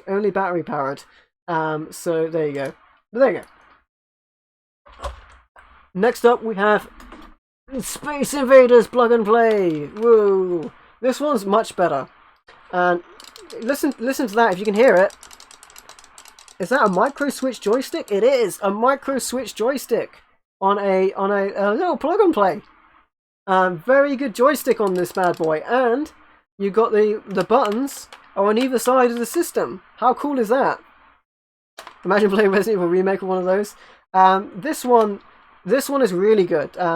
A shame. The only downside is it only has composite video with mono audio, and you also can't play Pac-Man on this. This one has, I think, it has a power adapter, so you don't need to use batteries for this. You can actually plug it into power, which is a massive plus, because that's how I prefer to use it. Really good. It has a lot of good games on this. I think it had Phoenix on it. I can't remember. You'll see gameplay footage in the associated video. But it has some really good games on it. The worst port they have on this is they've got a pretty bad version of Space Invaders. I think they could have put multiple Space Invaders on this, and then you could pick the best one. Like, there's a good one on the Game Boy. Like, on the Game Boy cartridge for Space Invaders, there's a 16-bit Space Invaders on that. If you put it in the Super Game Boy, the Super Game Boy player for the Super Nintendo, that's a lot of supers, but it's a super version, and it's better than the one on this, unfortunately. But other than that, there's some really good games on this, some really good games, so it's pretty good. I'm glad I found that. I think I found them both for like £4 or £5, so it's a really good deal. Alright, I'm going to move these closer to me as well. Next up, for the Game Boy, speak of the devil, actually, as we speak about Game Boy. It's True Lies. There we go, it wants to focus on it eventually. This was also, I think it was on the Super Nintendo, right? This is also on other systems. It's a top-down shooter. It's actually not that bad. It's not that bad. It's a hard game, but it's not that bad. True Lies for the Game Boy. For the Game Boy Advance, we have Final Fight 1. Not my favorite version of Final Fight, to be honest. There are better versions. I like the music on Final Fight CD a lot, and there's a Capcom digital collection that has a very good version with different music on as well. I'm not saying I don't like the music, but I really love giving Two Worlds game of the Year as a true lie. But I really like the Sega CD version. The Sega CD version's hit detection is pretty bad though, so if they put the Sega CD music on this, I would really love it. Final Fight, there's a lot of versions of it. That's a version. Finally over to a Saturn game, Sega Saturn, we have Nights into Dreams. I've been looking for this forever. It comes in two variants over here. It comes in a CD case or a long box. And the long boxes aren't great because they're kind of like cardboard. And, all of the ones I have are kind of slightly broken. But there you go. This has the manual and it has the disc falling out disc action as well. Yeah, the disc is not going to stay where it is, so I'm just going to show it to you real quick and try and put it away. But yeah, all of these long boxes tend to break really easily. And next up we have a Dreamcast game. It is Swords of the Berserk Sword of the Berserk Guts Rage. This is a really interesting game, hack and slash with role-playing elements. Very, very out there. Very out there. Like, it's incredibly weird at parts. You got like a naked fairy flying around you. I don't know what that character's purpose is. It's just weird. It's a weird game. You missed the old bulky manuals. I know, right? This is complete with a disc, and I think the manual is in the other section. There you go. But it's a very weird game. But it's kind of cool. I wanted to play it more, but my Dreamcast broke.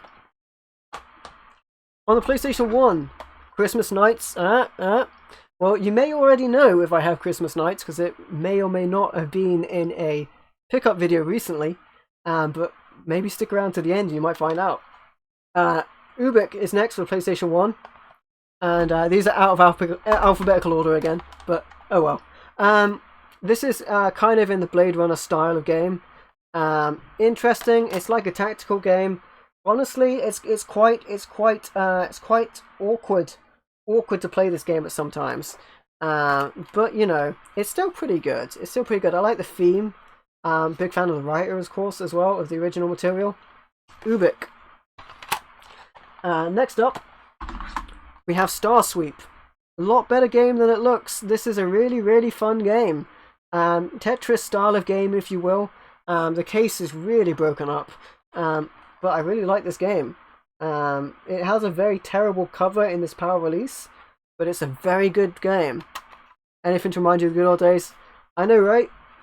The thing I like about older systems is you don't have to worry about updates and all that junk. They just play. Alright, Star Sweep. That is a very good game, by the way. I thoroughly recommend Star Sweep. Especially if you're a fan of like the Tetris style games. Grudge Warriors. This is a vehicle combat game. It's kind of meh. But I got it cheap. There you go. Grudge Warriors complete menu. Looks like Breakout. It's not a Breakout style of game, actually. You might get the impression of that from the front of it, because it has a kind of Breakout style cover. But they throw the blocks in, and you have to clear them. If they make it to the top, obviously, you're in trouble. Frank Herbert's Dune, not very good. Again, not a great game. I get the sense this game was released before it was done. It's not good at all. I can't say anything good about this game. It boasts about being like the best cinematic experience on the PS2. And it's just not. The mouth movements don't even match the characters. It's crazy how bad this game is. But there you go. That's June. Next up, for the PlayStation 2, we have Project Zero 3: The Tormented. Pretty. It's going up in price game. Good game. Been looking to get all of them. I'm well on my way, as you can see. Well on my way. Insert the smallest violin. Great game, great looking game for the PlayStation 2. Love this game series. Gotta get around to it. Trying to get all of them.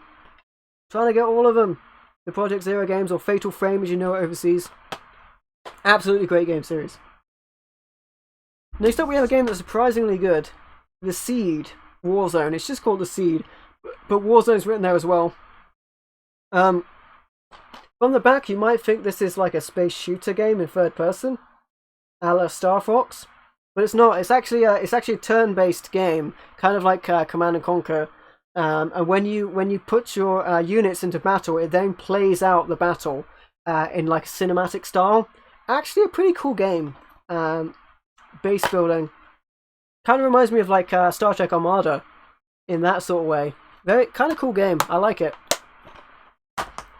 For the original Xbox, we have Backyard Wrestling. Actually, not that bad a game. It takes a bit of getting used to because the game is really fast. The action in this is very fast. It's not based on any particular promotion, more sort of independent hardcore wrestling. But still, like having it. I like the sequel a little bit more, Backyard Wrestling. Don't try this at home. And the sequels, there goes the Neighborhood, I think, is the sequel. Counter Strike for the original Xbox. Gotta be honest, don't love it. I don't love it. I know a lot of people do. It might be polarizing me to say that, but especially on the original Xbox controller, this has a lot of bonus content as well. But Counter-Strike, complete with disc and manual as well. Next up we have Tony Hawk's Underground, a great game series, absolutely great. Already had it on the PS2, did not have it on the original Xbox, but I decided to pick it up because it was very cheap and I wanted to see if the graphics would look better on the original Xbox. Definitely controls better on a PS2 controller. PS2 controller was just better set out for a lot of these type of games, shooters or skateboarding games as well, because you got the because of where the thumbstick was and everything. Thumbsticks, I should say. For the PS3, we have X-Blades. Blades of the Time, sorry, a sequel to X-Blades. X-Blades is another game of a trophy hunter. Treasure hunter, I say. You love Underground. The music on it was really good. Yeah, it had a lot of good music. Very of the time, I should say. This game is actually really good. I like it a lot more than X-Blades because they've changed the way the character looks, the graphic style and everything. This game's pretty cool. Blades of the Time for the PS3. And then lastly, for the PS3, we have Folklore. Very cinematic game. Very interesting game. You can play as two characters throughout and make different decisions. Very, very cool game. And definitely a hidden gem. The only problem with this game is it spends a lot of time. There's no manual, unfortunately, as well. It spends a lot of time setting up. There's a lot of cinematics you have to sit through. Other than that, fantastic game. I like the cover art for Folklore. It's a beautiful game as well. The gameplay is so good. Alright, next up for November.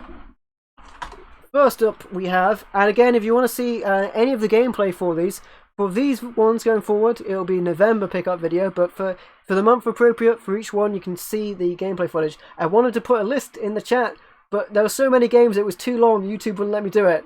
But there you go. So we're on November. Mega Drive Mini! First thing, I actually did an unboxing live stream for this, you can check out on the channel. Awesome system, absolutely amazing. And whilst I have the Mega Drive Mini up, I will say that for my top 10 video game pickups, which will happen tomorrow live, which will include gameplay footage for my top 10, I'm not going to be including compilations or mini consoles, so the Mega Drive Mini is not eligible for my top 10. Otherwise, it would doubtlessly be a top 10 pick, doubtlessly. But the Mega Drive Mini, I did a whole video on this as well that you can check out on my channel. So that's the Mega Drive Mini, or the Genesis Minis, you may know it overseas. You may know it as that. Alright, next up, for the Game Boy, we have Choplifter 2. Sequel to Choplifter, Game Boy exclusive, same gameplay mechanics, side-scrolling. You take out the bad guys, pick up these people you want to rescue, and take them back to base. Enough said. Choplifter 2, good game, good game. You got the SNES Classic a couple of months ago. That's another really good one as well. I have that, and it's fantastic. Great value for money. All of them except the PlayStation Classic. Next up, we have Shinobi for the Sega Game Gear, or GG Shinobi as it's also known as. Very good Game Gear exclusive version. Fantastic game, side-scrolling, ninja action, hack and slash, so much fun. Shinobi for the Game Gear, great game, absolutely great game. For the Game Boy Advance, we have X vs. Sever Ballistic, based on the film, which is not so great, despite the amazing cast of Antonio Banderas and Lucy Liu. But this is a good game, first-person shooter. Unlike Serious Sam, it doesn't look like a pixelated mess on this resolution, even though it still kind of does. Good game. Loaded Magazine gave it 5 out of 5. I don't know why you should trust Loaded Magazine for a review on a game, but there you go. They gave it 5 out of 5. For the PlayStation 1, we have Area 51. PlayStation Classic is worth it now for $20. Yeah, I got it when it was brand new though. I think I paid like $79 or $89 for the PlayStation Mini. And yeah, you can imagine how disappointed I was with that. They didn't even have an uncut version of Resident Evil 1. It wasn't even uncut. They could have put the proper version on, and they didn't. They put the PAL version on. Oh my goodness. No, never mind. I'm not. I could rage about the PlayStation Mini all day. There we go. This is a light gun shooter. I love light gun shooters. Absolutely love them. This game is fantastic. Complete with all the little bits in it as well. I found the case for this a while ago, actually, in another charity shop, but it was empty. So I'm finally glad to pick it up. I think I got this in the Truro Comic Con and game convention. You can check out the game hunting video for that as well. Next up for the PlayStation 1 is Future Racer. Another Wipeout style of game. This one has some interesting animated cutscenes as it goes along. But it's kind of unremarkable, to be fair. This is also complete with the disc and manual, even though this is I think this is Midas Pocket price, right? Which is maybe a game series I want to go after, because most of these games tend to be really good, and they only came out over here in these variants. Next up for the PS2, we have Rogue Galaxy, an RPG, big RPG, very good one. Certainly going to put some hours into that one at some point. The only problem I have with RPGs is you gotta find the time to play them. Need for Speed Most Wanted to digital. Yeah, a lot of games unfortunately don't make it to digital down the line. It's a shame, because some games will get lost in the shuffle, so to speak. Next up we have Shadow of Memories, also known as Shadow of Destinies overseas. A unique game where you die at the start and you've got to figure out how you died using time travel and all that kind of stuff. It's an interesting game. CVG gave it 5 out of 5, calling it a thinking man's masterpiece. It's Midas. A lot of the games are remarkable. A lot of them are really good, actually. They did a lot of puzzle games that I've played that are really good. Look at that manual, by the way. That's awesome artwork on that. It's just they don't do great on the cover art. It's like Platinum. I don't like Platinum games. Not the company, but you know what I mean. I'm trying to grab an example, like Lego Star Wars, which is escaping my grasp over here. Like a Platinum cover. I really don't like that. It's kind of ugly. Get back there, you. Alright, well, that'll have to do for now. Constantine for the original Xbox is the next game. This one, again, is a lot better than Underworld. Actually, I found myself playing this for quite a bit. Interesting. It's based on the film, but it does its own thing. Again, completely disc and manual. I found myself quite addicted to that one when I was playing it. Next up is Earth Defense Force Insect Armageddon. I love this game series. Shooting mayhem with bugs, mostly ants, but other bugs as well, including spiders and all that kind of stuff. This game series continues today on the PlayStation 4. They keep releasing games for them. Very cool, Earth Defense Force. Next up is a double pack. Lego Batman and Pure. And I've only played Lego Batman, to be fair. That's the only reason I got this, but I do like getting oddities like this. It's bundle pack. There's nothing going on in the back as well. It's kind of bland. The only good thing about Platinum Greatest Hits is sometimes it comes with DLC. That is true, actually. For the original Xbox, there's the Classic Edition I think they had. And that comes with extra content for like Splinter Cell games as well, so it is a cool thing. Often a more complete copy. There's the bundle copy. It's got 2 discs in there as well for Lego Batman and Pure. The weird double pack it is. I think this came with systems. I think it came with systems as a pack-in. I think that's how that was released. Sonic Unleashed. It doesn't look quite as weird as he did on the original film trailer. That was a joke I made in this pickup video, actually. But there, he's a weird looking Sonic. There's so many 3D Sonic games, I'm not exactly sure where to stand on them. But I like the original Sonic games. Complete with the disc and manual, as you can see. Good stuff. And then, funnily enough, after I picked up 2 Worlds 2, I picked up 2 Worlds. I had 2 Worlds originally on the PC, but I wanted a version I could just plug and play, like a console version. But this one runs really badly. It just doesn't run very well. It's a really poor port. there's a Sonic Unleashed for the Wii. There could be. It was on all kinds of... the Sonic games are all over the place. All over the place.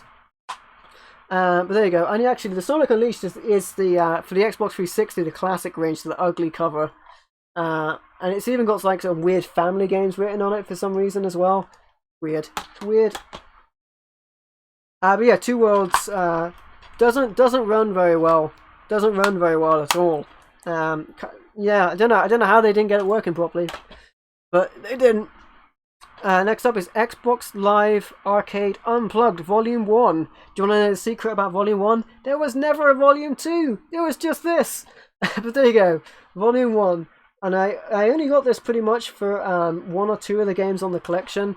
I got it for Geometry Wars, which was really cool, and Wick Fable of Souls, very, very cool game. Geometry Wars is like a multi-directional shooter. Complete with a disc and manual.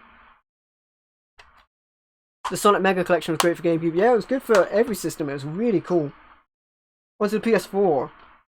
What did the quotes say for Two Worlds? I don't know if there's any quotes on that one. No, there's no. Oh, there are quotes. Oh, there's quotes. There are quotes.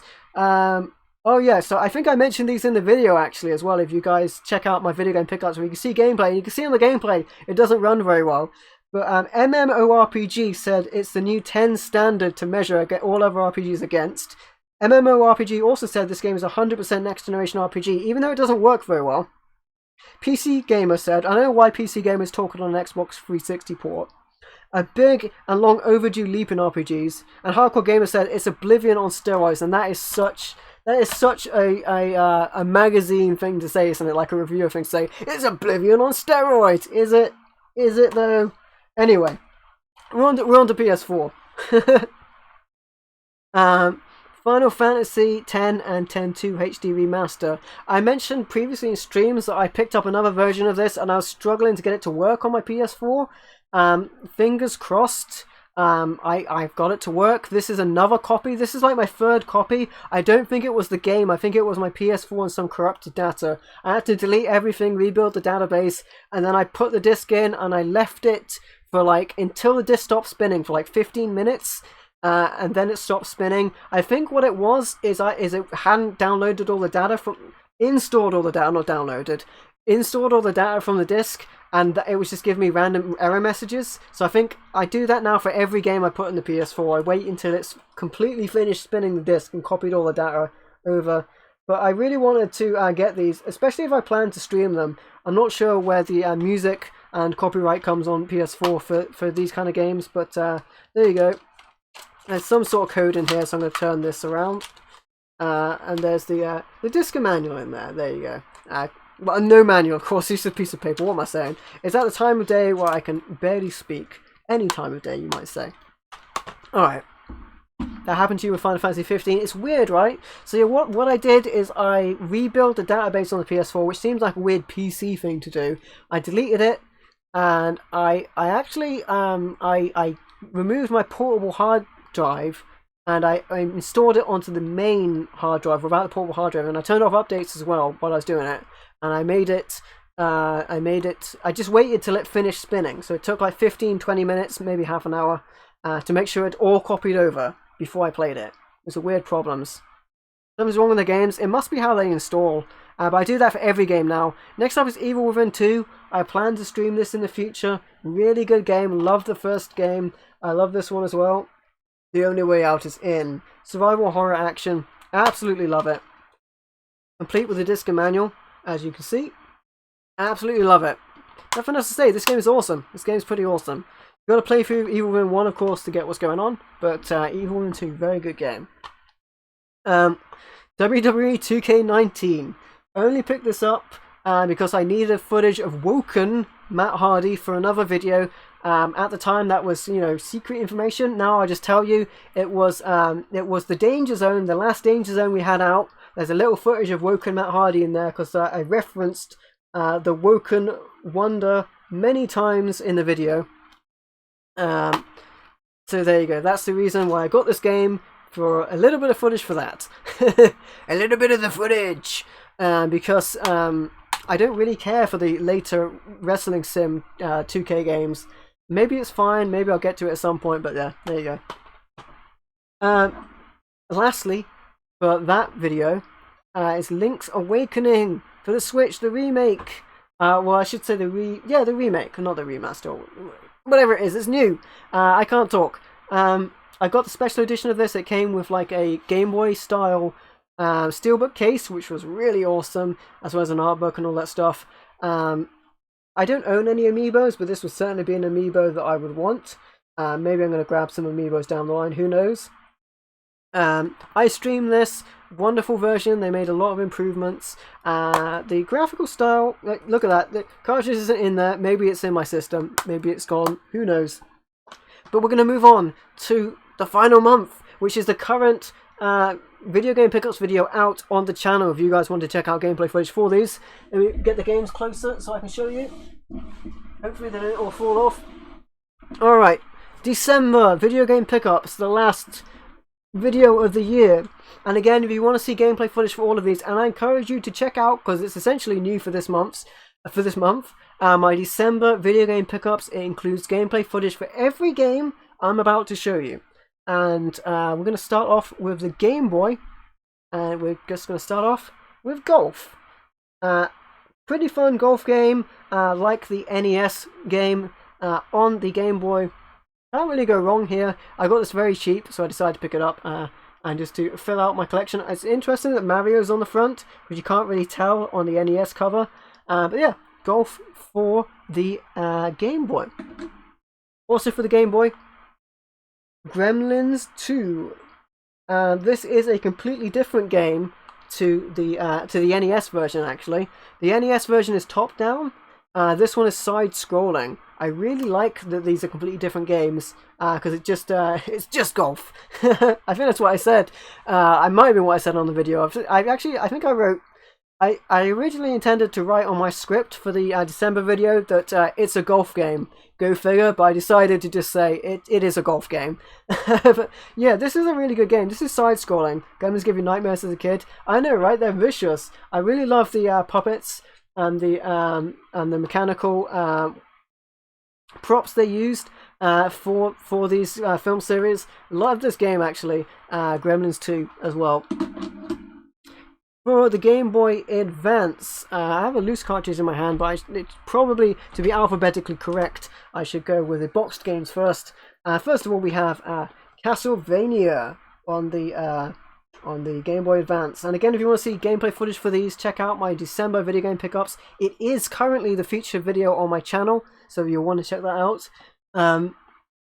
I've ripped the cover here a bit. There was a price sticker on, which is very unfortunate. Very cool game, very good game. I was fortunate to get this in the box in pretty much good condition, except for that. It's also called Circle of the Moon overseas, I believe. But over here it's just called Castlevania, which is funny because one of the PlayStation 2 games, which has another title, is just called Castlevania over here as well. So what do you know? That's Castlevania. Next up is Columns Crown. And this is another Columns game. You gotta collect all of those gems for the princess's crown for some reason, I guess. It tries to have a story, it's just columns. What's funny, actually, after I bought this from the same retail area, the same seller, the shop I was in, they had a dual pack of this and Choo Choo Rocket. There we go. And it came to me eventually. A double pack. I ended up buying this. I should have got the double pack, but I like that this is full artwork on the cover anyway. Columns is like the Tetris of the stream, I know, right? Also have Lady Seer, which is a very cool platformer exclusive to the Game Boy Advance. Only for Game Boy Advance. Very good game. Very good game. Very unknown game. I would definitely call it a hidden gem. Has a lot of cool animation for it as well. Very well put together. Lady Seer. Again, if you want to see gameplay footage for these, you can check it out on my video game pickups for December. It's the featured video on my channel. Loose cartridge of Wario Land 4. I believe this is Cactus's favourite game, or one of his favourite games. Very cool game. Get to mess around with Wario. Very much plays like the Mario games, but you're a greedy boy and you're looking for gold. Very cool. Nice to play it from the other side, or you're the bad guy. It's good to be the bad guy, as Razor Ramon would say. Alright, my friends. I should have probably saved this to last, but you know, it's very seasonally appropriate. For the Sega Saturn we have Christmas Nights into Dreams. Very appropriate, especially for my for my winter video game pickups. I also got this for my to do a let's play for my winter Patreon video as well for you guys. But yeah, it is a Xmas themed, a holiday themed version of Nights into Dreams. This is how it came. This is genuinely how it came. It was a promotional copy, and this is the way you would get it. It came with magazine, I believe, or promotional. I can't be sure, but it came out like this, and it was a promotional copy to places like that, etc. I'm stumbling over my words again, but yeah, this is how it came. The game will be different depending on how you what date you put in it on your Saturn. It will turn out like as Winter Nights into Dreams or a different version as well. It's interesting. It's got a lot of bonus content that the original didn't have, galleries and all kinds of extra stuff. So it's interesting, even if I do get stuck over my words sometimes. All right, next up we have Blockbuster for the PlayStation 1. Now, despite how budget this looks, game demo in a magazine. I know, right? I can't remember if it came with magazines or if it was promotional for stores. It was definitely cool though. Nights and Dreams is a great Sega game. It is indeed. Thanks for joining, Dark Soul Dragon. Much appreciated, my friend. Good to have you here.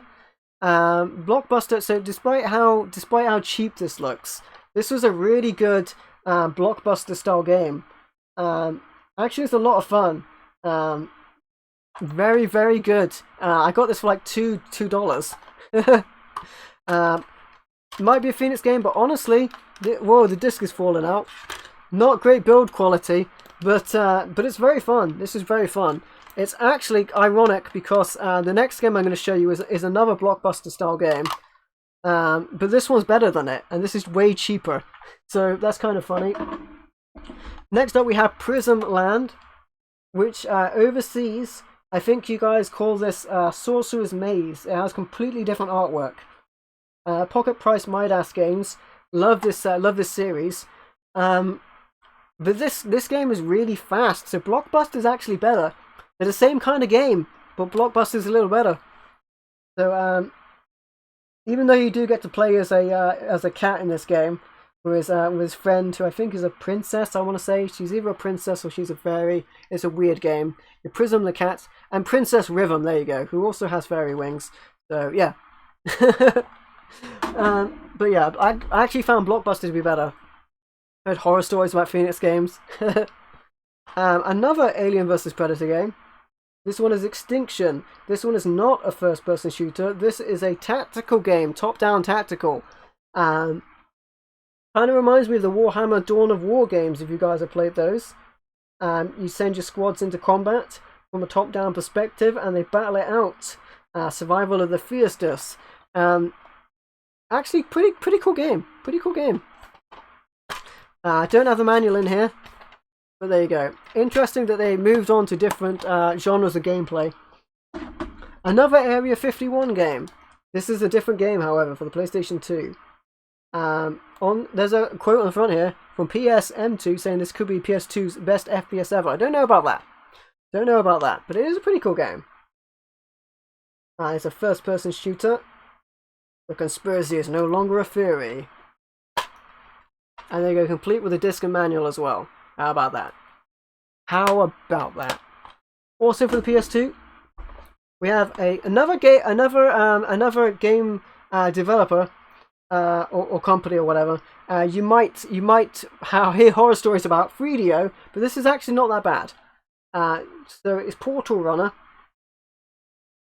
This is part of the Army Men game series. It's actually pretty good. I found this to be pretty good. Like platformer, interesting game. You go through time through all these portals into different worlds of like toy worlds. One place might have dinosaurs, another place might have gingerbread houses. Pretty interesting.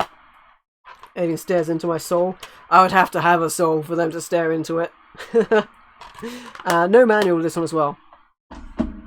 This one is on my pickups, but it's not necessarily a pickup because I already had this game, but I was missing the case. I was missing the case for this. So I finally was able to complete it because I had water damage to my game room on several occasions. And this game in particular is one of my favourite games. But the case got destroyed, and it's Silent Hill 2, the special edition. And it had a cardboard case, so I still had the discs, but the case got ruined. And a shop in St. Austell, they had the case, but no game. And they was like, oh, you don't want that, there's no games in it. Yeah, I want that. I want that. I want the empty case. So I was able to almost have it complete. I'm just missing the manual. More horror stories about Phoenix and 3DO. Whoa, that's crazy, because 3DO, they have a lot of interesting stuff, including the Panasonic 3DO to their name. But yeah, great game, one of my favourite games of all time. In my mind, it looks best on the PS2. The graphics were designed for the PS2. So there might be other versions or remasters, but the mist doesn't look quite right, the graphics don't look quite right. It looks best on a CRT TV on the PlayStation 2. But this is a really cool package. I'm very happy to finally have it near to complete. With all of the extras. I'm missing the manual. I've still got the postcard, even though I did put up the postcard on my wall at one point. But there you go. Still have most of it there. Eventually, I'll find the manual and get it complete as well. Panzer Dragoon was great for the Sega Saturn. Yeah, I got the demo for Panzer Dragoon Saga. I don't have the full game because it's unreasonably expensive. So Silent Hill 2 is pretty expensive as well, actually, to be fair. That's why I was so glad to find an empty case, because I already had the disc, so I didn't need the game. But happy about that, very happy. But that one also won't be in my top 10 because I already had it. That's another thing that makes it not qualify for my top 10. It's not technically a new pickup. I already had it. I just didn't have the case. Next up is Shifters. Combat takes a new form, also known as Shifters of Might and Magic. It's part of the Might and Magic series. Just don't play Silent Hill. Hard Rain. Appearances are not only deceiving, they're deadly in this game. This one's not that bad, actually. Another 3DO game. Like 3DO games, you know, the graphics aren't always amazing, and the gameplay is sometimes a bit jittery, to say the least. But I actually didn't mind this one. Didn't mind it. For the Xbox 360, Dead Space 3. Glitchy and laggy.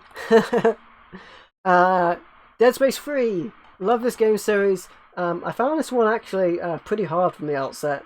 I ran out of ammo all the time, but maybe I shouldn't be shooting everything. I know at the start of Resident Evil 2, you're not supposed to shoot the zombies. I remember back in the day playing Resident Evil 2, shooting all the zombies, the original that is, on outside of the police station, and then going, I got no ammo, I can't make it to the police station. And then somebody told me, just dodge them. Whoa, just dodge them? You've blown my mind. And then the game's fine from there on out. What's the Might and Magic game series about? It's essentially just a fantasy RPG series. But it takes all kinds of forms. It's like on all different systems, so it's vast. It's vast. I think Sven the Crusader quite likes the Might and Magic series. Next up, we have Left 4 Dead 2 on the Xbox 360.